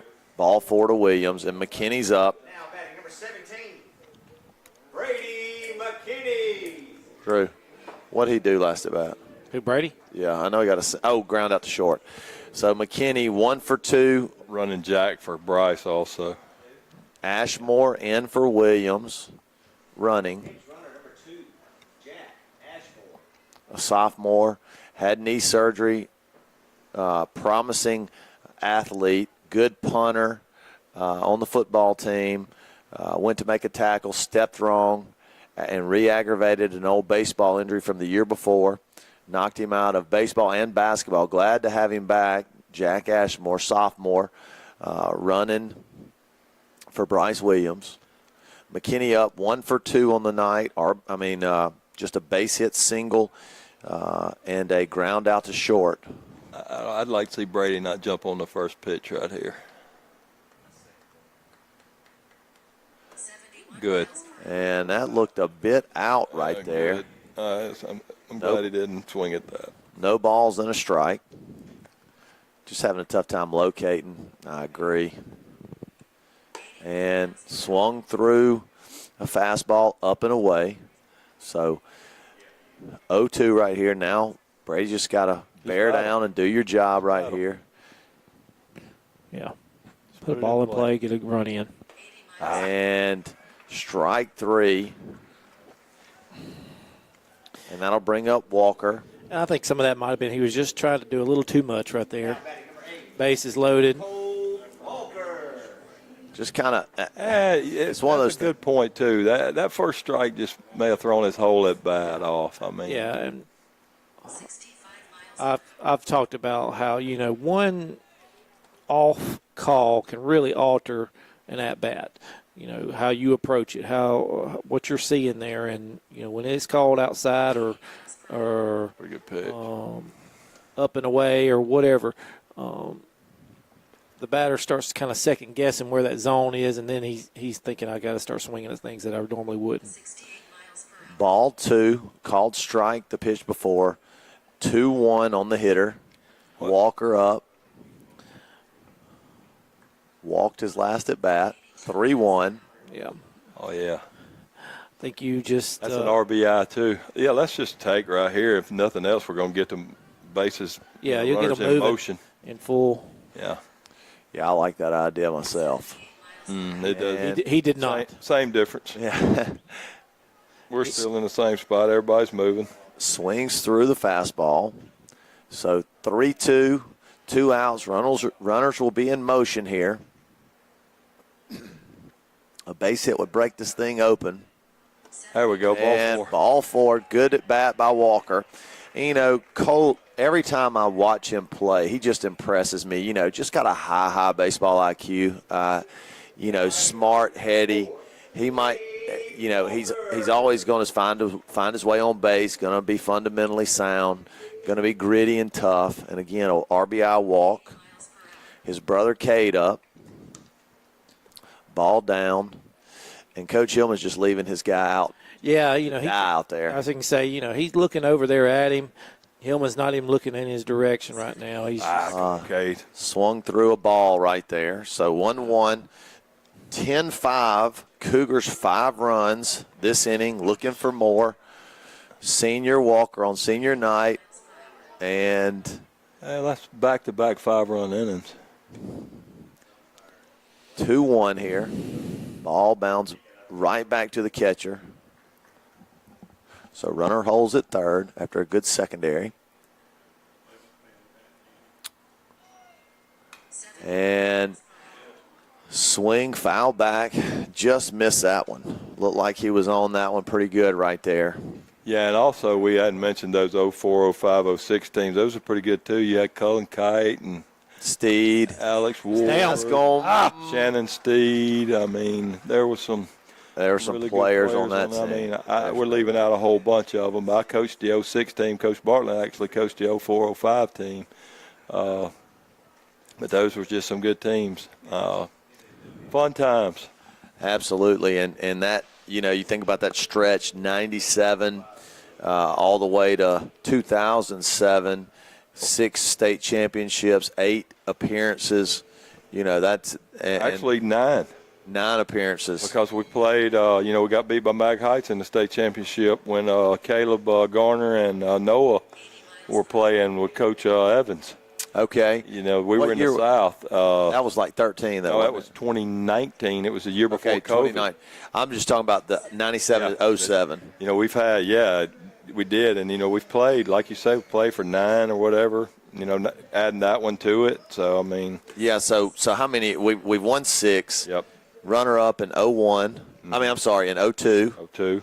2007. And then in, I think 2009. 9 or 10. Yeah. It was 9 or 10. I think it Hederman was 9. he was 1 strike away. Yep, against Centerville. Against Centerville, that's right. And I think that was 9. Okay. And then we had the 2019 team. So, Okay, so we played for it 10 times and won 6. yeah. It's not bad.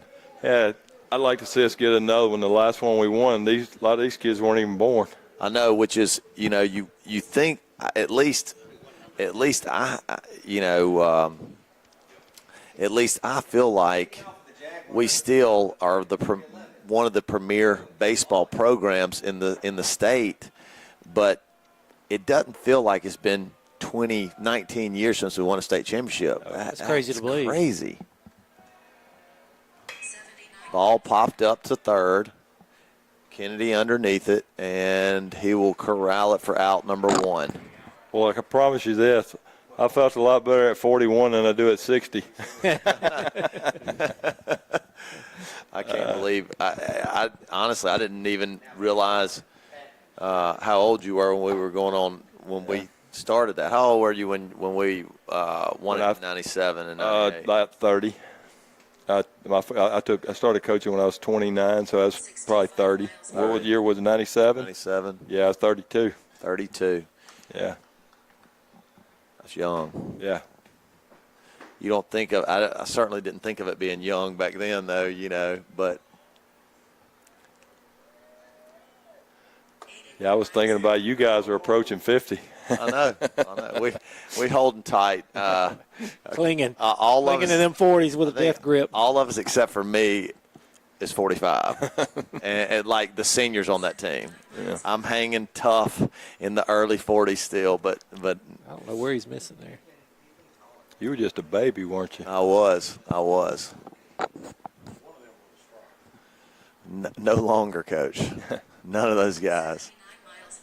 That's the same. Strike on the inside corner by Hayes. 3-1. 1 out here in the top of the 5th. 10-5 Cougars. Oh, man, that looked good. I tell you what, nobody needs to argue now because we get in the same zone they got. That's it. That looked really good. Ball 4.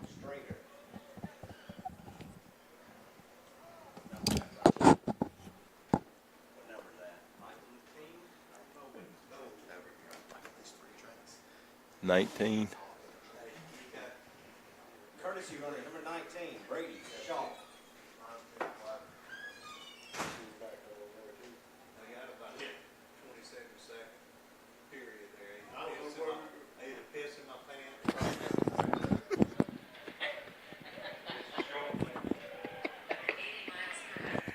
That's a called strike right there.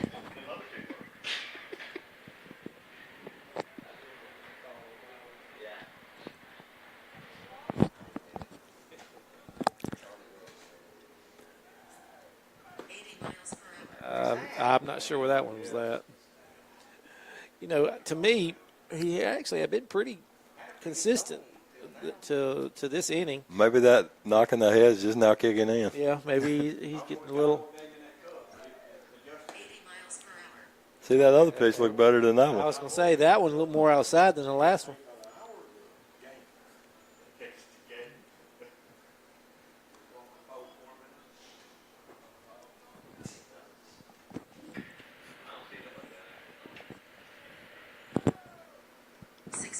Ball out. Yeah, he doesn't have confidence in that one right now. He's approaching. He's at 75, 74, 75 pitch. Do what?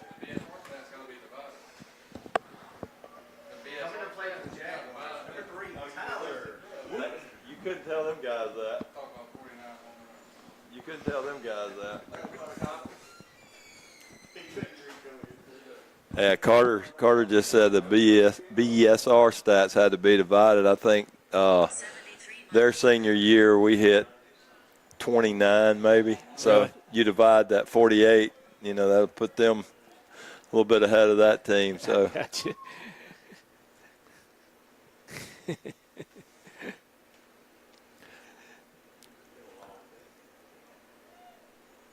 well, you take the seniors, like I said, and there were some really good ones, and I'm not the 01, 04, 05, 06, all those guys, but like that group, Don and Josh and all those guys, they were 83 and 16, and then the 03 seniors from their sophomore year on were 88 and 25. So Wow. That's incredible runs either way. yeah, I mean It's just unbelievable. We've been blessed here at Simpson to have some really good players.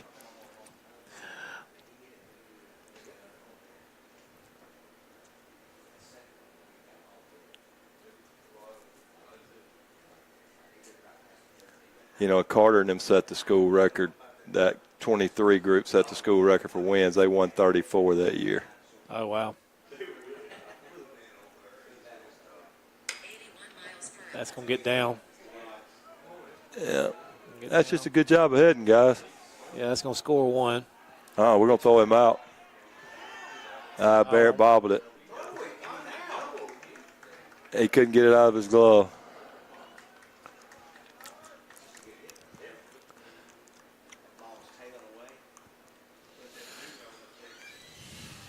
Now batting number 2, Caden Lowry.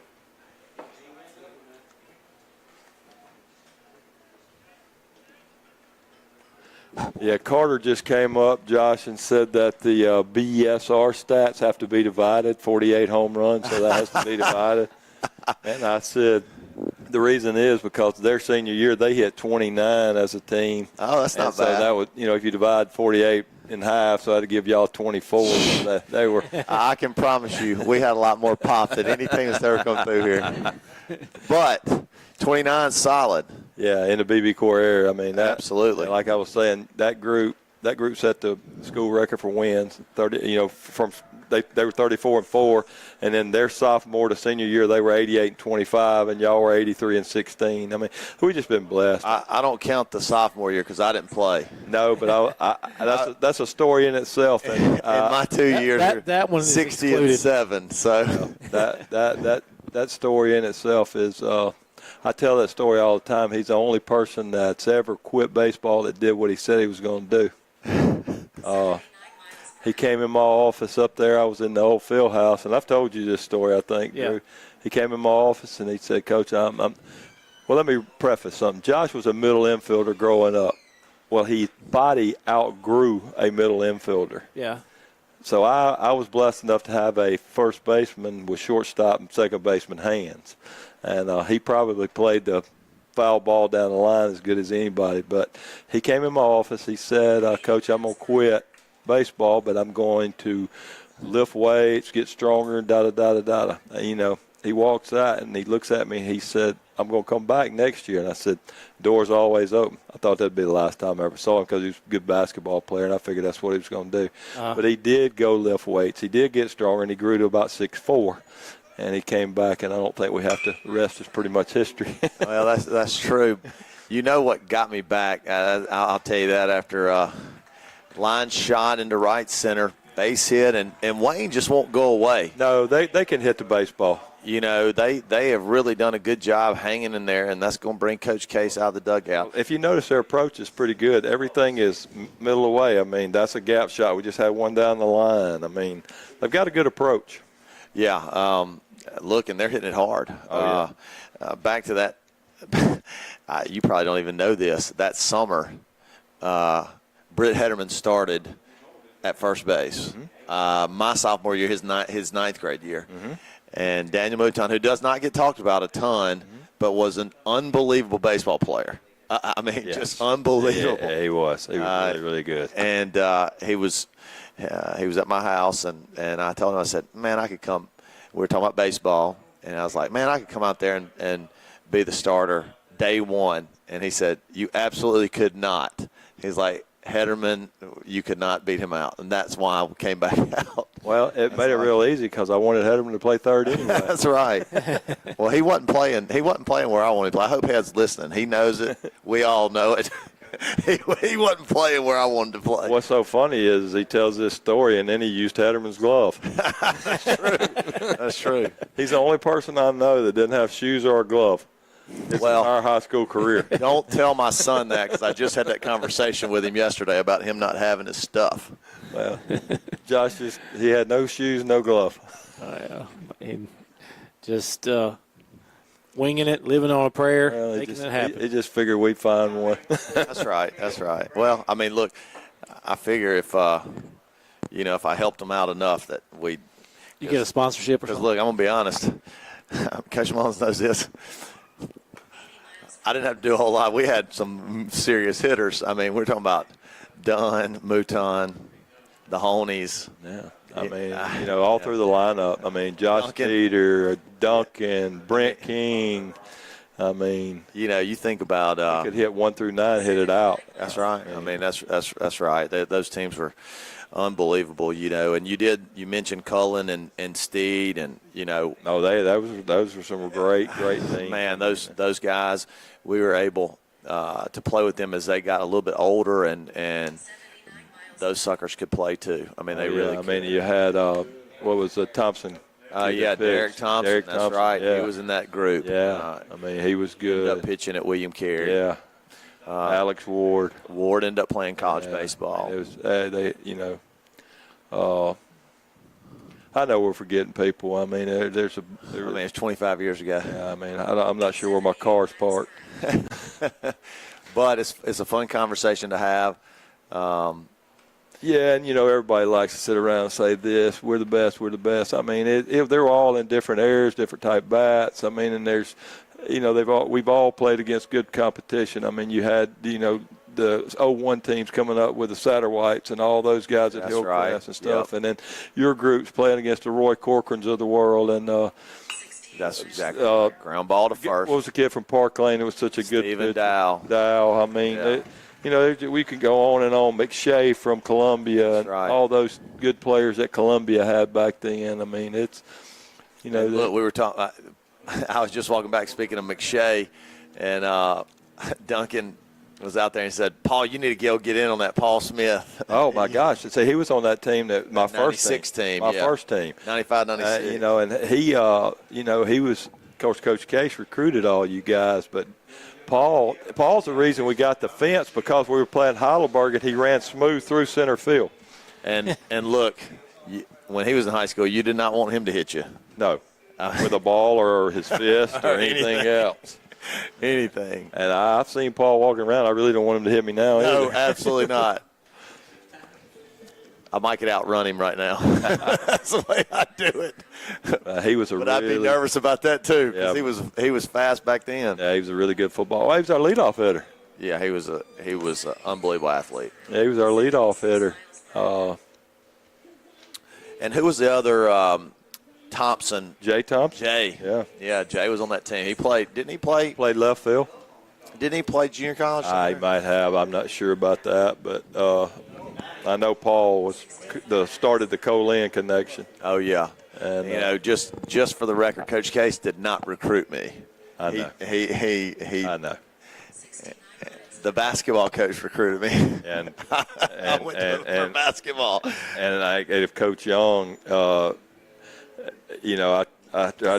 told him all the time about Hederman. Hederman's one of the toughest players I've ever coached. He played in the state championship with one eye, if you remember, up at Oak Hill. Absolutely. After he took one off the head. But I kept telling Coach Case, you need to take Hederman. You need to take Hederman. I think Coach Young convinced him finally. Yeah, I hope Head's listening. He'd get a kick out of this for sure. He absolutely would. I'm telling you, I hadn't thought about some of this stuff in 27 years. Duncan. That's a good start. Hit by pitch right there. 10-7. Look, we just need to keep the bats going here. I think y'all have already mentioned it. Wayne they're not going away. No, they're too good. I mean, Coach Hillman does a great job coaching this bunch.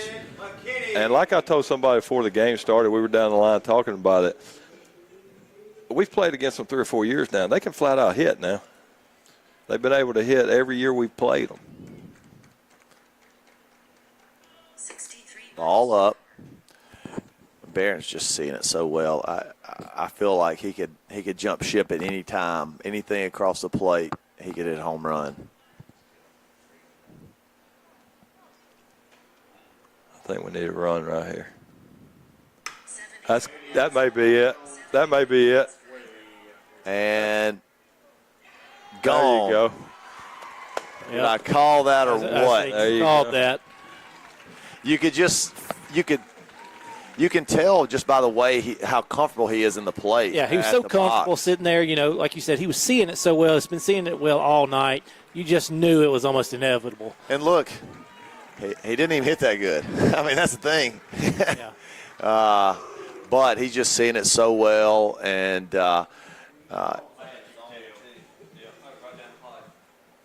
another home run for him. And look, that's 3 in a week. And if he can just stay in this rhythm, they could pile up because he's seeing it like a beach ball. I mean, how many balls did he hit foul for homers tonight? 2 or 3? Absolutely. 66 miles per hour, 78 miles per hour. I mean, he hit one. I bet you it was 400 feet if it was a foot. 79 miles per Kennedy 3 for 3. You know, the significance of this game right here is, I mean, if we win this game, I mean, we guarantee ourselves at least third. I mean, I know that we want to be, you know, the 1 seed, but, you know, we got to have help out of Park Place. And I'm not knocking Park Place, but, I mean, Lamar, I don't see them losing 3 to them. They're But this right here guarantees you 3 seed, and, you know, you match up with Starkville Bio. Put you in the bracket with Lamar if that's where we end up. Which, honestly, that's not a bad route. It's really not. You don't get. But I mean, don't get me wrong. We don't want to go tank 2 games. Right. And this one's not over. Like you said, this we're only up 5. These guys can hit. But you know that's this right here. You know, guarantees you at least you know the 3. You just don't want to open up with Mag Heights. You really don't. That's right. right. So you avoid that. The question is, do we have, when we get down to it, do we have the velocity in the arms? Well, our press box crew is saying Braden Duncan is in the bullpen. Yeah, well, I talked to Coach Case the other day, and he said Duncan was fixing to throw some. I think you got to. You know where we're at in the season, the stakes involved. And do we activate Baird a little bit on the mound? Well, the thing about what you just said that's so funny about it's down. Here we go. That. I mean, he's hit you could draw a circle around every ball he's hit tonight. 4 for 4 for Kennedy, all to the right side. Right. But no, they Now batting for the Cougars, number 12. you know, Mag Heights is such a good hitting team. I mean, maybe 75 would give them trouble. Yeah, I mean, you might be right. Sometimes it's like that. I mean, it really is. You think some of these slower pitching, sometimes it's hard to stay back and wait on it. You know, maybe you steal one and then you hit your way out of the other one. Right. You know. Shirley here he's up to 101. But you know, the thing about it is that pitches. when you get to the playoffs, you just got to take it one game at a time. I mean, you know, one series at a time, one game at a time. You can't look ahead to them. I mean, whoever we play first round, we got to beat them, and then we're going to have to beat somebody in the second round, you know. And it may be them. I mean, according to where we finish. That's right. 102 pitches. So, Coach Hillman coming to get him. Actually, I think that's Coach Parker. Coach Parker coming to get him. Appreciate the correction.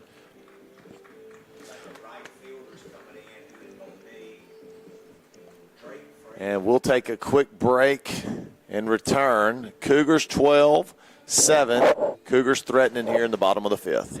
30-30. We look forward to the opportunity to serve you.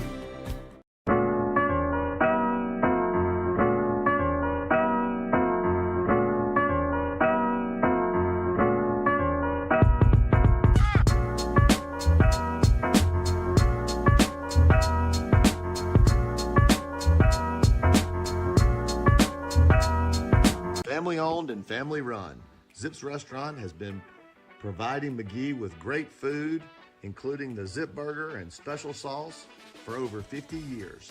And we are proud to have them as a sponsor for SEA Cougar football.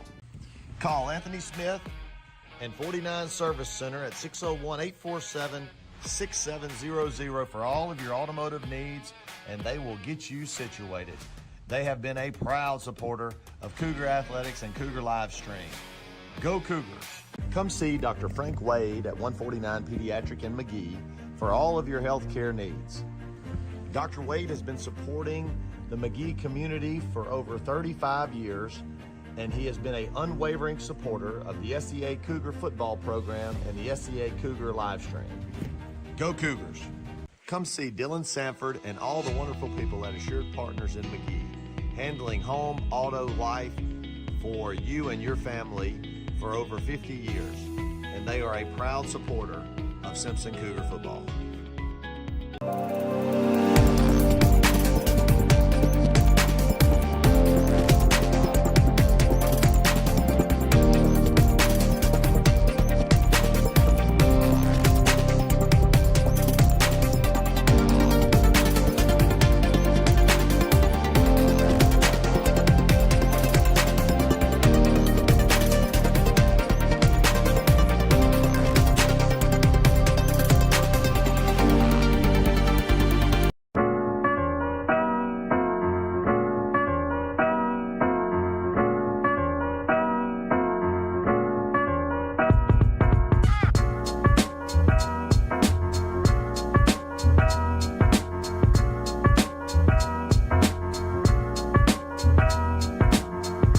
we would like to thank Landry Adcock and Landmark Surveying for continuing to be an unwavering supporter of SCA Cougar football and SCA Cougar live stream. Go Cougars.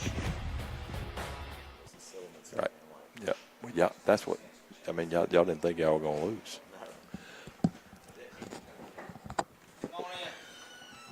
All right, new pitcher here. Adcock up, and good swing, fouled back. Well, Landry just said that my favorite Memphis Tiger Is watching. or watching and listening in Memphis. Matthew, wish you well. Hope that foot gets well soon. Absolutely. And, Coach, I don't know if you listen to the football live streams, but there's a heavy debate on what Adcock's son can catch it better from the tight end position. Well, I promise you this. I know him well enough. Matthew's going to go to his grave telling you he is. Well, I tell you, both of them can catch the football. They were both incredible. Yeah, I promise you that. And Matt's probably still big enough right now that he'll just look at Chase, and Chase will agree with it. I agree. I saw Matt not too long ago. I'd agree with him. That's a big boy.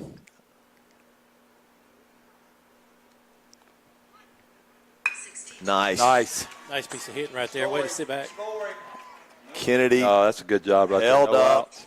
And Stay here. Come on, now score. Yep. There you go. And he's going to score. Chase didn't know where the ball was. Chase in a rundown. He wasn't sure where the ball was. I think he lost it. And they'll okay. tag He did his him. job. It's just tough break.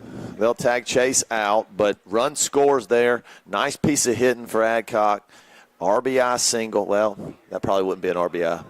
No. That'd be a single With an error. and an error On to the throw. advance a runner home. So still a great piece of hitting there. And run crosses the plate to plate our 13th run. So 13-7. McGee up. I know we were just talking about Matt. I think Matt's probably real upset right now with his little brother. Probably called him tonight and give him a little grief about that base running. 78 miles per hour. Fouled straight back.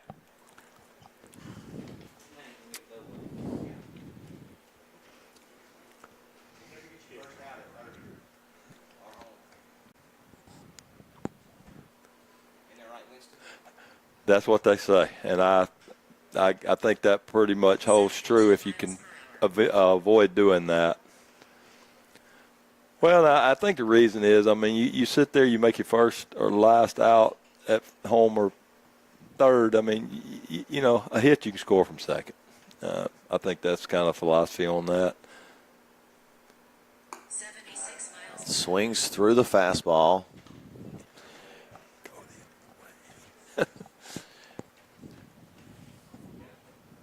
Hendricks just needs to take a deep breath, throw his hands right here.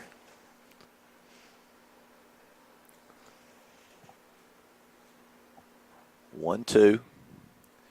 And in the dirt for ball two. 2 balls, 2 strikes. 1 out here. Yeah, you're talking about that re-entering. See, Drew, we got Hendricks back at the plate, so it was a situation where you can re-enter the DH. Well, that's good to know.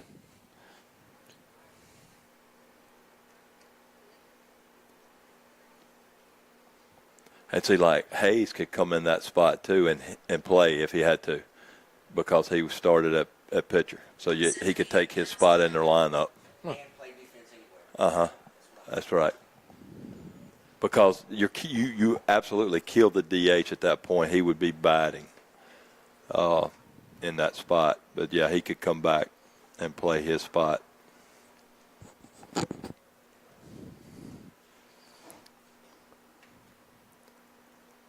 And gets him on the slider, and he just does not look comfortable at the plate tonight, the last little bit, and he strikes out.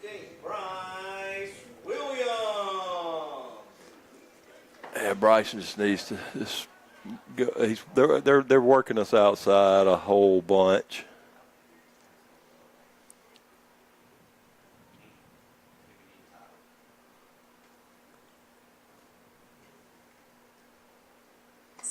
see, I mean, everything's outer half. I mean, we need to crawl up on top of the plate right here and just Right. say, okay, you're going to throw it out there. If you come in, we're going to get hit and go to first. Ball outside, 1 ball, no strikes, 2 outs here in the bottom of the 5th. 79 miles per Did y'all notice that the other night at Lamar, talking about that? You know, when they were trying to get back in that big inning, their catcher came up and he just about put his toes on the plate and got hit first pitch. I mean, I thought it was pretty smart by him. 65. Oh, yeah, absolutely. 2-1. Yep. You know, that's the thing about Mag Heights, too. They're going to put their toes on the plate, son. You'd love to have some velo to kind of Yeah, I mean, combat that. yes, because they're going to take that inner half away, and hey, you can't argue with their success. They've done a great job. Coach McMahon's a tremendous coach. I mean, they do a good job up there. It seems like they've kind of got an ecosystem of baseball where they just get funneled from everywhere up north. Well, it goes back to like just what we talked about. Everybody wants to be on a winner. Yeah. And I mean, That's right. It sells itself. That's right. 83 miles per That's a good. He's 0 for 2 with 2 walks, but has hit the ball hard twice. RBI ground out, and he's seeing it well. He has hit a lot better in the last probably 3 weeks. He's really done a good job at the plate. McKinney up 1 for 3. But you know, Josh, just what you're talking about, Bryce. Would you say the last couple of weeks he's really hit the ball well? Well, I mean, you think about it, he missed so much, and that's not a negative. Y'all had a really good basketball season, and some people it takes a little bit longer to see live pitching and get adjusted and, you know, stuff like that. And now here we are, you know, 3 weeks in, and all of a sudden you're starting to see it because he's seeing more live pitching. Absolutely, and I think Drew and I actually made this exact same point. You know, it doesn't matter what level. Some guys, like you said, it just takes time. You see it in the big leagues and college, you know, slow starters, and then all of a sudden they see enough live pitching, and then they start getting into a rhythm. That's right. I mean, it's hard to simulate anything in practice. Absolutely. I mean, it's just different. 77 Where miles per hour. ball in, 3 balls, no strikes, Cone on deck. Good to see the senior Cone. Opportunity to get an at bat here.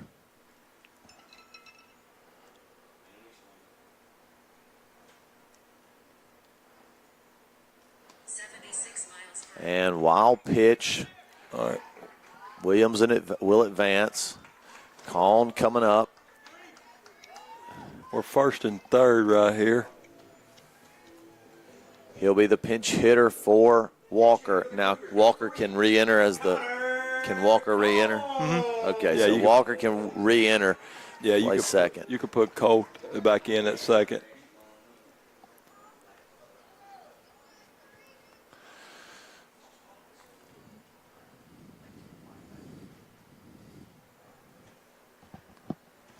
Love the spirited debate.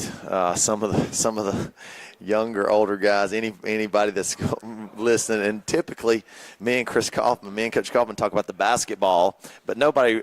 That's not as a lightning rod as the baseball and the football. You know. Yeah, well, I mean,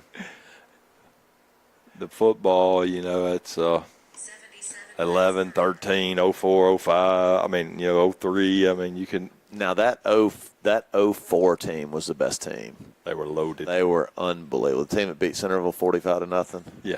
That team was freaking awesome. Yeah, the thing about that was we were in the north, you know, that back then, and the second best team in the state in our classification. JA was really good then too, but was North Delta, who we beat 21-7 in North State Championship. Probably closest game we played all year. Yeah, because you know we beat MRA 28-0, and they won that championship, the state championship, and were ranked. And I think we beat Lamar too. That was a Division II championship. Yeah, that's right. That's right. Because Skip Moore was the coach. Actually, JA won that team. JA won Coach Hawkins. Okay. JA won 3A. Okay. And But MRA won the Division II, didn't it? They may have won the Division II or Lamar won. I think Lamar beat them. I think they played for it, and Lamar beat them that year. I got you.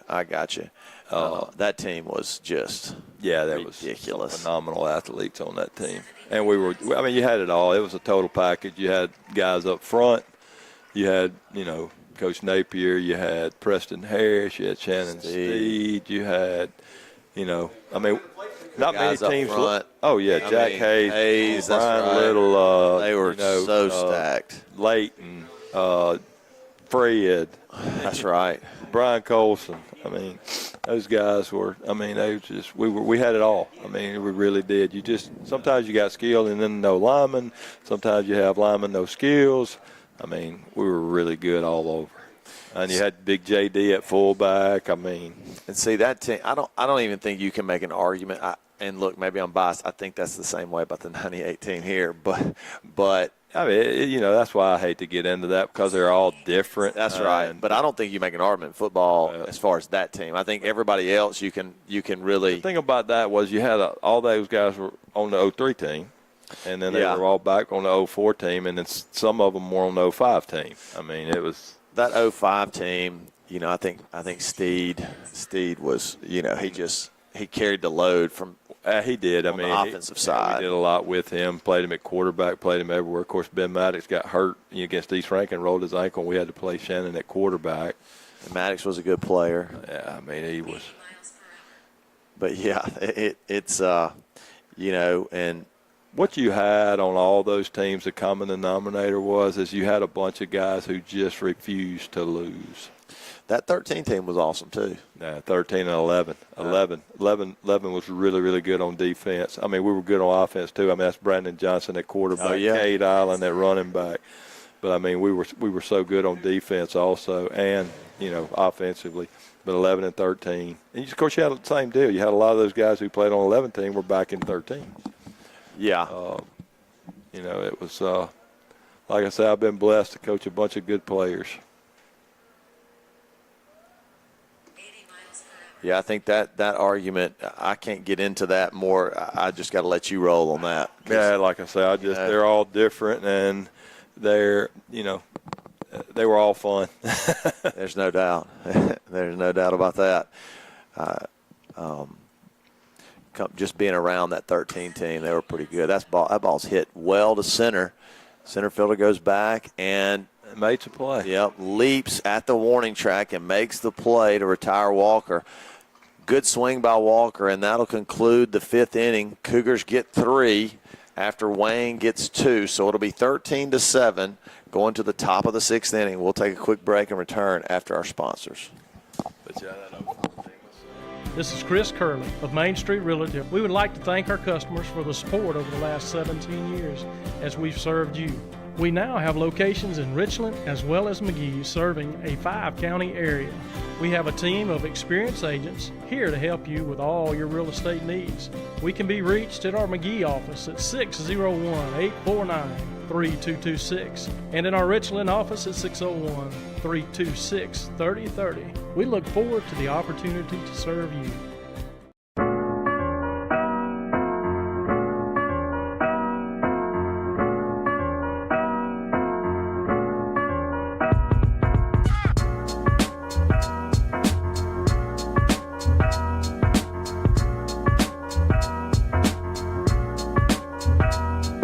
Family owned and family run, Zip's Restaurant has been providing McGee with great food, including the Zip Burger and special sauce, for over 50 years. And we are proud to have them as a sponsor for SEA Cougar football.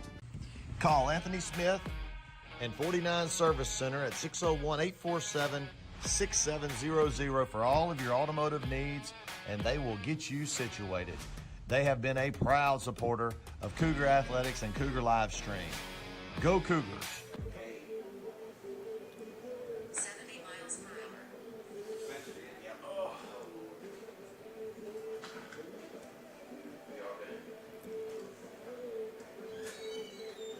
79 miles per hour. So, Coach, we got Braden on the mound First time we've seen him, I think, all year pitching. Yeah. You know, he had that lingering shoulder injury from football season, and finally is well enough to pitch for us, especially in a high leverage situation. What you got over there? In the top of the sixth inning is going to be number 6, Braxton. He made her. What you got over there, Coach?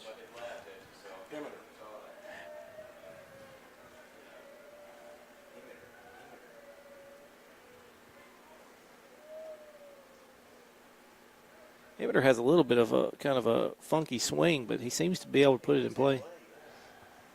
79 miles per hour.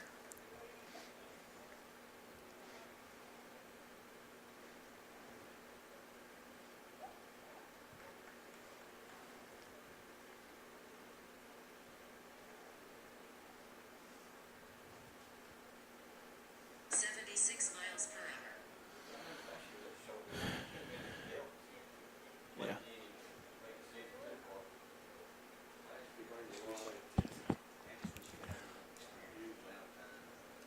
Yeah. 68 miles. Good breaking pitch right there for a strike. It's first time out. Well, he's got a, comfortable 6-run lead, so, definitely need to get him some reps in before breaking pitch. That should be had.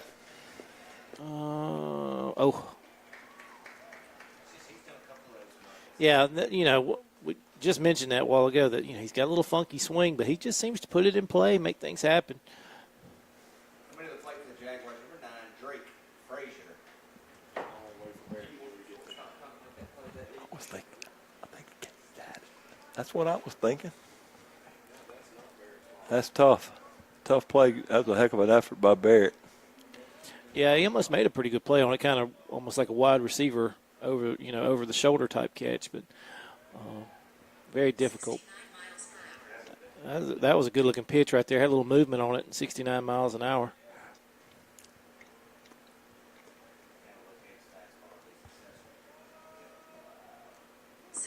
Another breaking pitch.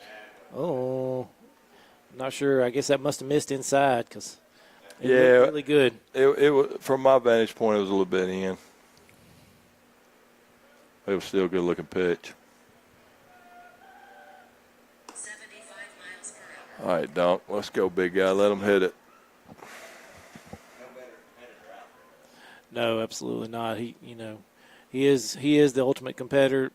Coach, I think it was you that mentioned it. He's got a lot of intensity there. Good breaking pitch. Yeah, if I go in a foxhole, I want Duncan in there with me.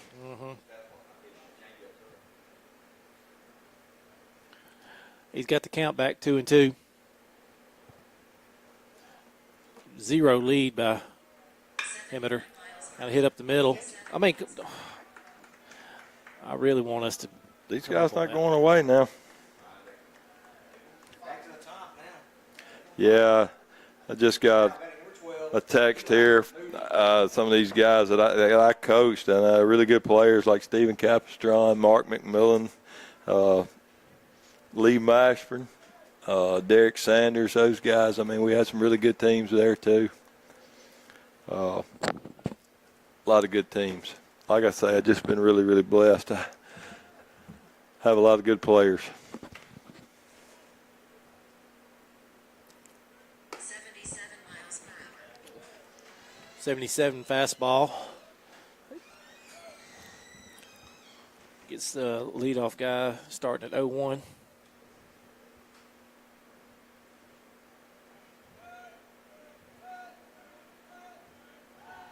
Chase works away. Where's that at? I don't know where that one missed.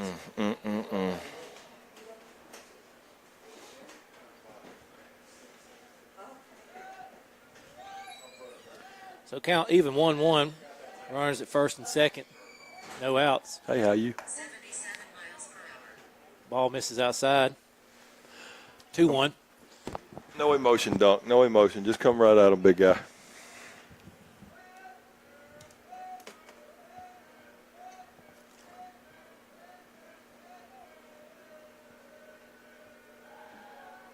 There you go. Just throw it in there. Get it. Somebody.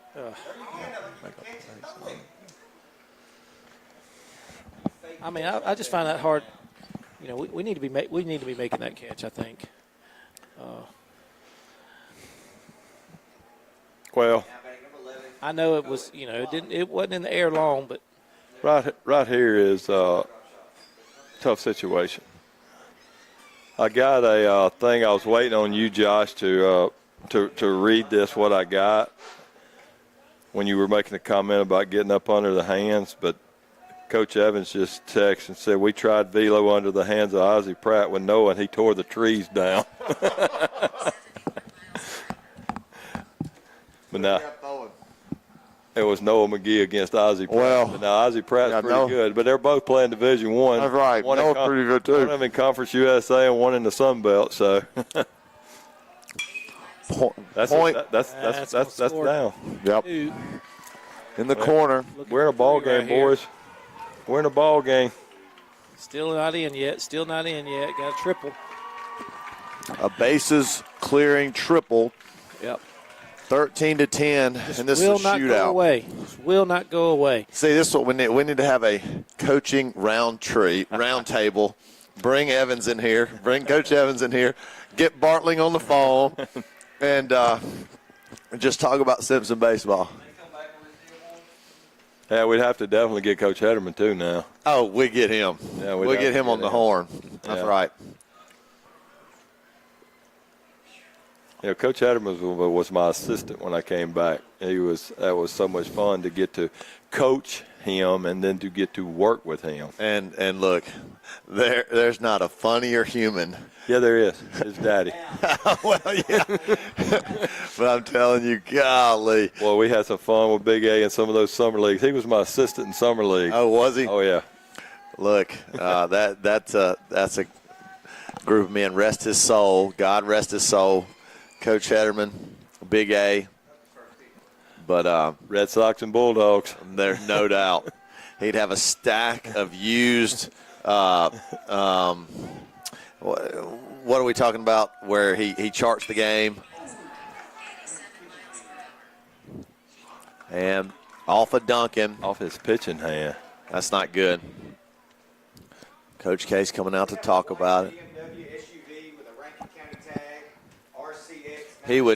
Big A would chart every Red Sox game. You go in there and he'd have a stack. Like scorebooks? Yeah. A stack of scorebooks. Wow. And, it was awesome. Look, he'd just be sitting there in that chair, in that recliner, just watching the game, charting the. And I got a text, too, while you were gone, like Lee Mashburn and Stephen Capistron. Oh, yeah, good players. That's right. Derek Cappy, Lee, played with both of those guys. Both of them really, really good players. That's later on. That's like 2009. That might have been 9-10. Yeah, Mark McMillan. McMillan. We talked about him the other Derek night. Sanders. Mark, great player. Yeah, I mean. Now, what year was that? Tyler Fitzgerald. I don't Justin remember. Purvis. See, those were all on 16. Okay. They were on 06 state championship team. I remember Purvis. He was a good player. He's a coach somewhere. He just took the head job at Kirk football. Oh, did he? Okay, yeah. Yeah. He's been at Grenada and as an offensive coordinator and been around. He was a big first baseman, wasn't he? Catcher. Fitzgerald was a big first baseman. Okay. Yep. Okay. Yep. Like I said, I mean, I know we left somebody out and we didn't mean to. I mean, this school, all of us coaches that we've talked about, I mean, you know, Caleb Garner and all those guys, I mean, we could go on and on. I mean, there's just, guys on this field right now, Matt Adcock, my son, Carter Cockrell, Brentley Berry, I mean, Auburn Kennedy, you can name them on and on and on, Nice job by the Cougars. Kennedy, I mean, there's Walt Prince. Richardson. Yeah, Chris Richardson. Yeah, Chris Richardson. That's right. I mean, a lot of good. Yeah, I mean, if it's just hard to try to get them all in, we would, and I know we were going to leave some of them out, but I've enjoyed this. It's been fun going down memory lane. Oh, absolutely, absolutely. 13-11 now. Main thing is we got to hang on here. That's it. I mean, Wayne just will not go away. I mean, they're a good hitting team. They are. They are. And look, if this is any indication, I mean, we're going to have to keep the bats hot tomorrow and Thursday over at in Waynesboro. No doubt. These guys, like I say, I've played against them the last 3 or 4 years, and that's one constant. They could hit it. 78 miles per hour. Wooten fouls it back.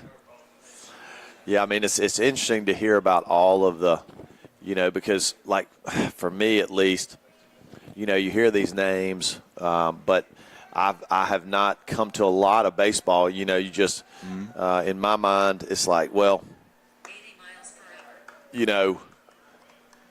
Because I don't have a son out here, I haven't coached baseball. Right. It's like, I mean, Andrew Smith. I mean, that's right, Andrew. I mean, good player, went to Colin. So it's interesting to got him. Good job by Duncan to get out of the inning. So yeah, Giordano. I mean, I say Giordano, four-year college player, lefty. I mean, you can go on and on and on about the good players that's played here. We've been really blessed, and we haven't even talked about Sam McWilliams. Oh. Elite. We hadn't even brought him up. I mean, yeah, I mean, elite. That's what I say. I mean, Sam. you keep talking, and I mean, you think about this one, you think about that one, and anybody that's listening and we didn't mention your name, we apologize. No, that's right. That's right. Hey, if they're listening, they need to be texting one of y'all. Yeah, it's drop. Yeah, it's interesting. We get going on this thing, and we get a couple of texts here and there. Yeah, I mean, I've had some people talk about different teams. You've had some people talk about different players. So it's been a lot of fun. And even me, I really I don't talk a lot about the 97-98 team. There's just nobody to talk to typically. Yep. I'll say something to Duncan here and there, but when you getting it going and we're starting to talk about actual events in that season, and that's right. I mean, it's a ton of fun, man. Yeah. Cougars 13, Wayne 11, and we still playing good baseball here in Mendenhall, Mississippi for going on 30 years, and to tie this thing back, talking about the fence and your dad, he was instrumental in making this field the way that it is, because when we were in junior high, when I was in junior high, it was just a field with lines on it. Well, he took a lot of pride in that. I mean, when Paul was playing, they came in and extended the fence. They filled in the hole. When I played, it was 240 to right. Holy cow! That's why I always preach going the other way, because I mean, pull for me 240 yeah, right I was going to hit it that way. That dude for Porter's Chapel hit one off me. I thought it would make John L. May Road. It probably wouldn't even got out of here back then. Well, it's come a long way. A lot of great Cougar baseball teams. A lot of great Cougar individual players, and you're a huge part of that. And hopefully those first teams are a big catalyst for what this has become. And they were, and it's just like I said. I mean, it's sort of like a snowball going downhill. We got the thing going, and coaches who have came after me and everything like that, they've had the same vision.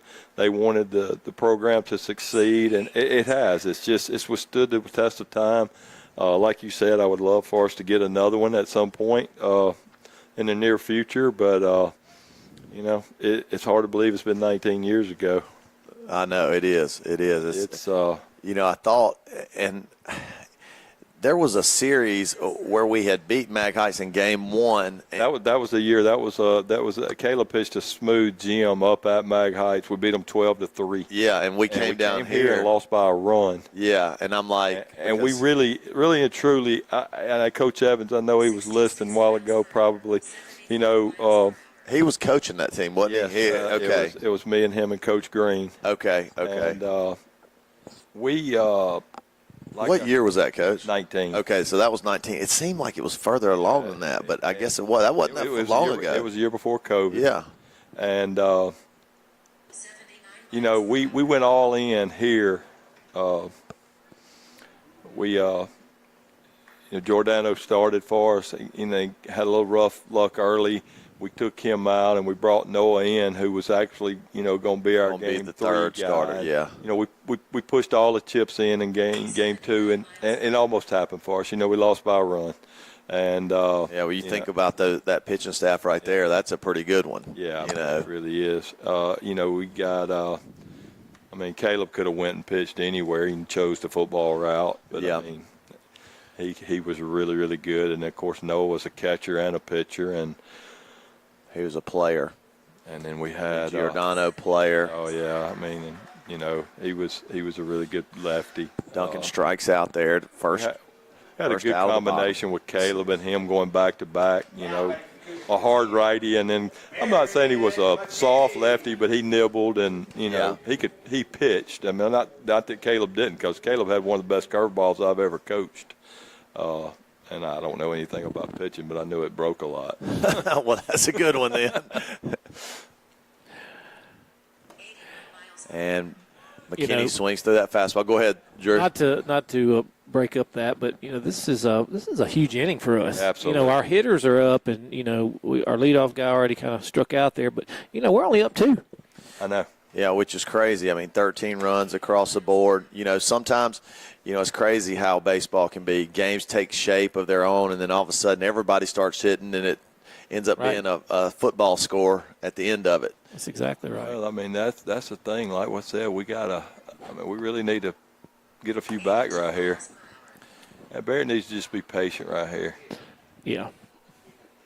2 balls and a strike. Should get something decent here if they're pitching to him.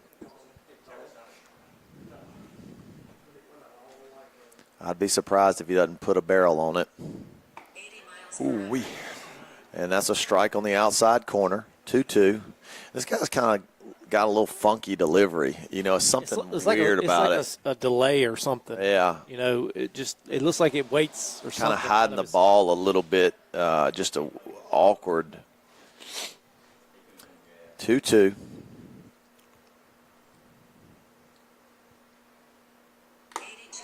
And that'll strike him out. I'm with, like Drew was just saying, and we're sitting over here going down memory lane, but we got a really good ball game going on right here, and you can, earlier in the game, the body language of the Wayne players was a little different. They got a little pep in their step all of a sudden. Yeah, there's a little confidence in them right now. I mean, look, the guy on the mound, he's even kind of bobbing along to the walkout songs and stuff. Yeah, he got a little pop in their step right here, and, we got to get them out 3 times. 62 miles per hour. 19, 20, and 21 are the hardest 3. Right. First pitch strike.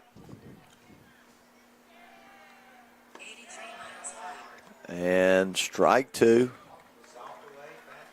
Yeah, he's dealing right now.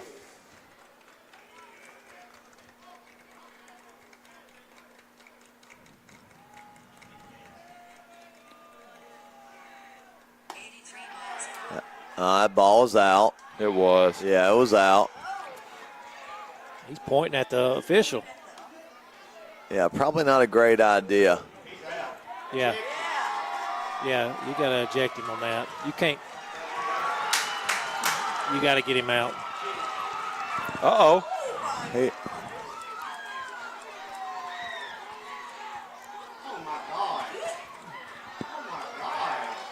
And he just said, "You a grown something man," I think. Did he? With some explicits. That's probably not good. He's probably going to be he's probably going to be reprimanded by the MAIS, I would think. Yeah, I think MAIS is going to different. Well, if it's his first ejection is only 1, but it was, first ejection is no suspension. It's up to the school what they want to do, but it was an unfortunate incident. Yeah, and the kid was pitching really well. He was. You hate that he takes that away from himself right there, but because he was throwing really well. He was locating. We just mentioned soft away, fastball in, and it hurts his team. It hurts what he was doing. Yeah, like I said, just a very unfortunate incident. Yeah, that's you hate to see that.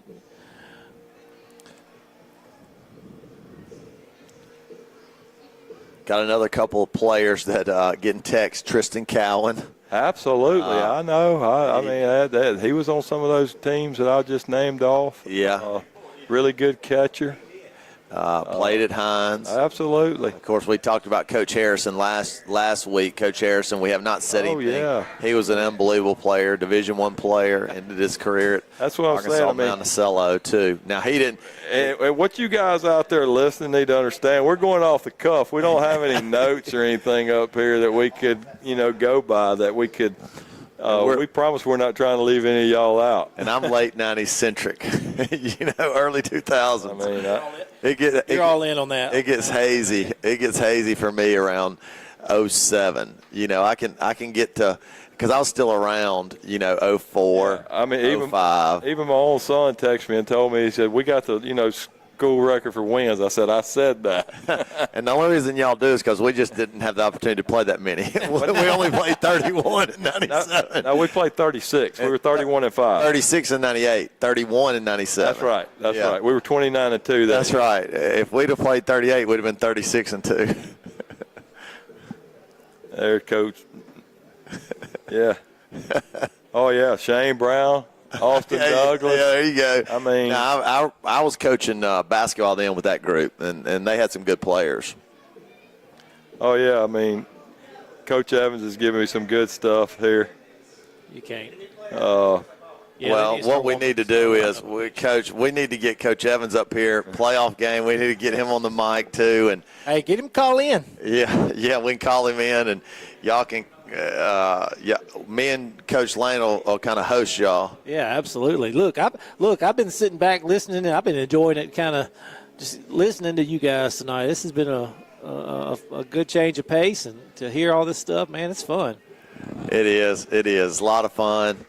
Coach Mullins, like we said, he knows about everybody walk through the gates playing athletics here, and so it's. Well, the sad part about this whole situation is what you just said, is I've coached here for 25 years, and I went to school here for 12, so that's 37 of my 60. Coach, that's good, though, because, look, I'm talking to Kaufman, and he hadn't coached it long, but he's got the same – he loves Simpson like you love Simpson, like I love Simpson, and I get around him, but we start talking about basketball more than anything. Me and Kaufman can just go on and on about whatever. I mean, oh, look, it's good stuff. It is good stuff. But yeah, that and that's the thing is we've had some really good teams here: football, basketball, baseball, track,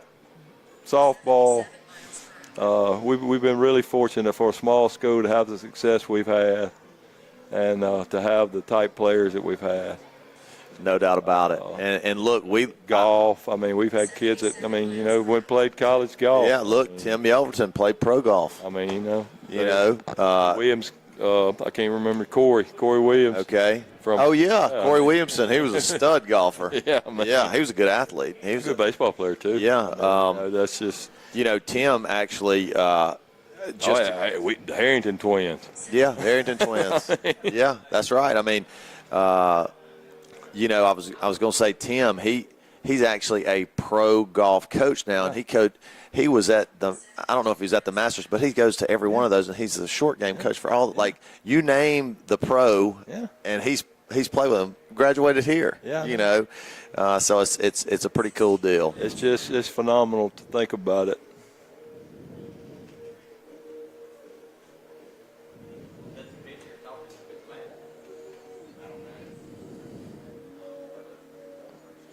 I'll say this: we're approaching about 2.5 hours here. Yes. Quite a game. Quite a game. All right, you got it. Just let you read it instead of me.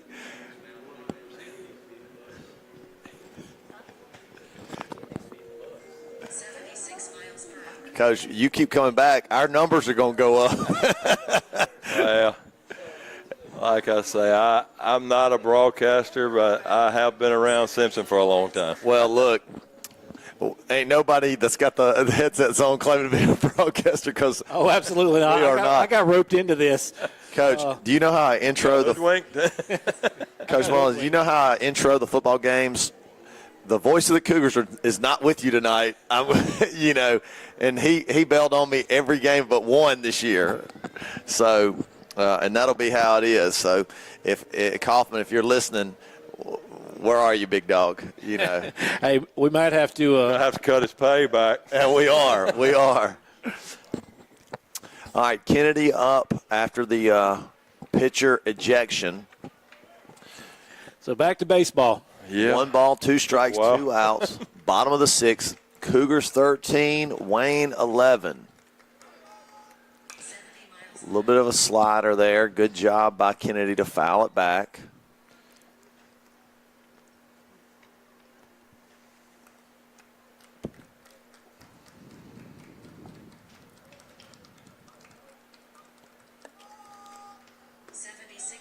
Ball out. Yeah, go ahead.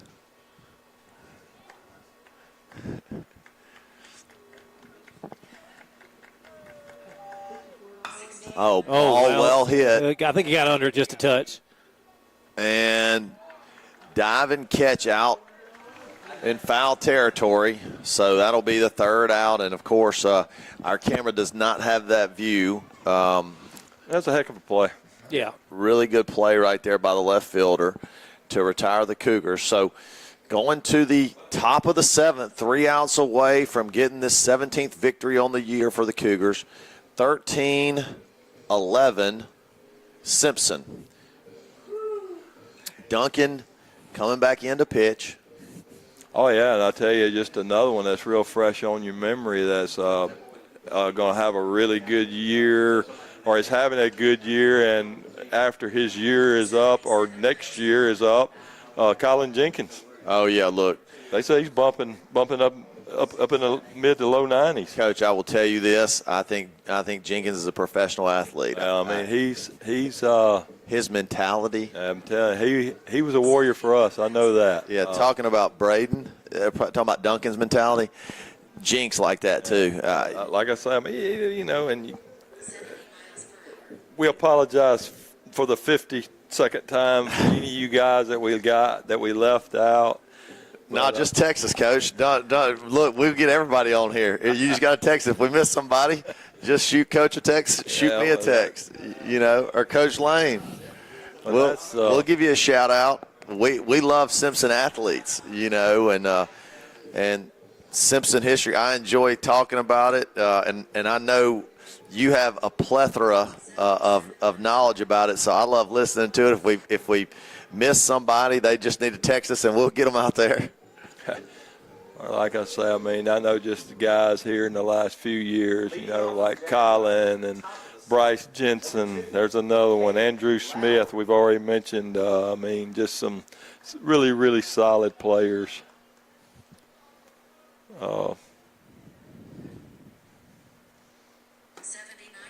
Ball inside. Sawyer. Let's don't leave him out. Yeah, Weston Sawyer. Fry. Yep.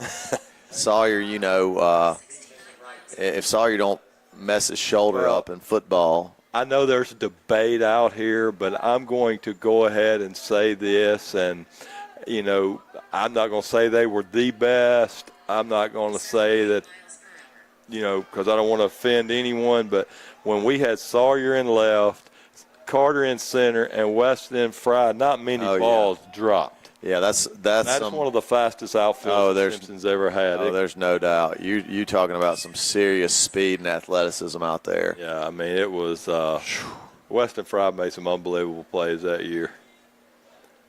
And look, for me, because I didn't come out here a ton to watch. I watched a couple of games. I think about Weston not as athletic as the other two just because he didn't play anything but baseball, but I could be completely wrong on that. Oh, no, he played football too. That's right. He was starting cornerback. That's right. Yeah. broke his collarbone at Park Place. Now that I'm in his junior year, and then he played the last 2 games of his senior year with the same break. golly. Hey, big first out. Let's get this game over with, and then we can talk about this next time. That's right. Popped out. Hey, look, tonight was a good night because, like you said, it is well into the 9 o'clock hour here. And look, I apologize to Fry because that's right. He was a heck of an athlete. Well, you know, he played basketball, and then he quit. basketball. That's right. And That's to come right. out here and play baseball, you know, and he ended up starting his junior and senior year. Well, I remember somebody telling me how good of an outfielder he was. Oh, my gosh. He- was he? 78 Come on, Dunk. Let's finish this thing, buddy. Ball missed just a bit inside. Little euchre. That's it. That's it. 1 ball, 1 strike. Good Oh, pitch right pitch. there. Nice I break. guess Duncan was setting that one up. He was. He was. It was very well done if he was. Yeah. 1 ball, 2 Tactfully strikes. threw behind him. Yeah. Yeah, I mean, 79 miles per Not a bad spot, just a little out.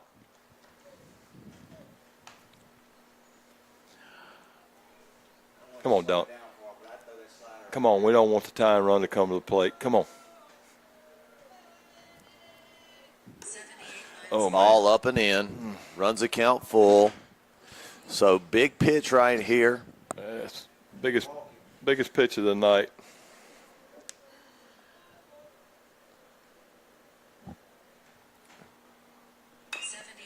Oh, nice pitch right there. Good job of spoiling it by the hitter. That guy. Telling you, these guys are tough outs. They don't come up there just whacking away at it. They have.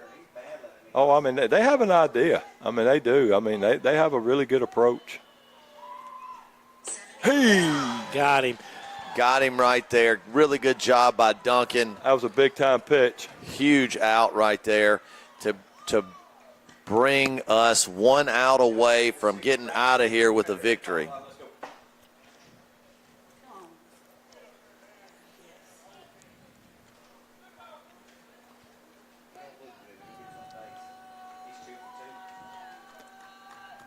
Good pitch. Come on, Dunk. One more. Strike 1 on the hitter. One more out, big guy. Good job to start the hitter off there with a strike. No balls and a strike. 2 outs here in the top of the 7th, trying to close this thing out. Stay down, Slider man. bounced to foul. Ooh, I'm not sure about that one. Kennedy. We decline it. We'll take it. Foul. Yes. Ball foul barely. 0-2.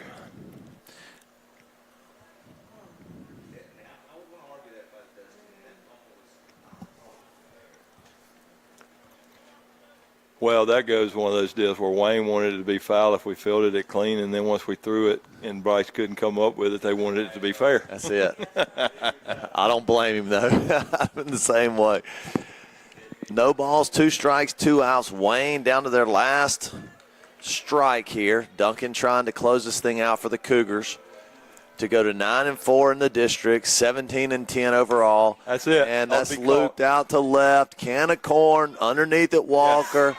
And that'll close it out. Great job for the Cougars. The bats were alive, 13-11.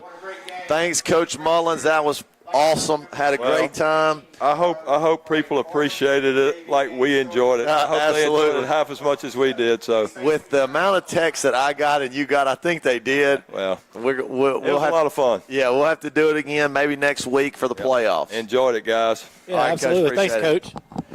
Coach, this is Coach McNulty for Coach Lane. Cougars 13, Jaguars 11. The Cougars will run their record to 17-10, and they will travel to Waynesboro tomorrow night to look to clinch the 2 seed. So big win for the Cougars. Bats were alive. A lot of hits, a lot of runs tonight, and Drew, glad to get out of here with a win. Yeah, absolutely. You know, we talked about it, that this is a team that this Wayne team was just a team that would not go away. We knew it was going to be a scrappy game from the beginning.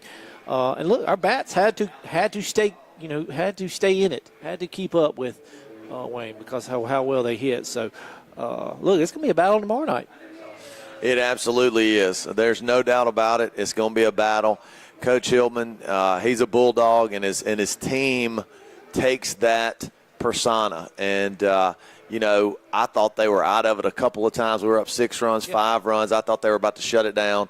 But they kept coming, and we were able to finally close it out and get the W. So, well, that is the Yeah. That's exactly right. That's right. We, I think we took a lot from. We talked about Coach K's working backside. I think they took a lot from that practice. We need to see it again. Yeah, absolutely. Landry Adcock makes a great point. We probably should have put a mic set on him tonight. I know he had some opinions about things that were flying. It was a lot of fun up here, and we'll try to get Coach Mullins back and maybe get a couple other guests to call in and talk Simpson baseball and Simpson athletics for Coach Lane. This is Coach McNulty, Landry Adcock, Charlie Welch, Tim McMillan, Don and Paxton Lucas, everybody that was in and out of the press box tonight, Coach Mullins. Good time, man. Yeah, want to say thank y'all for watching, and we'll see you next time.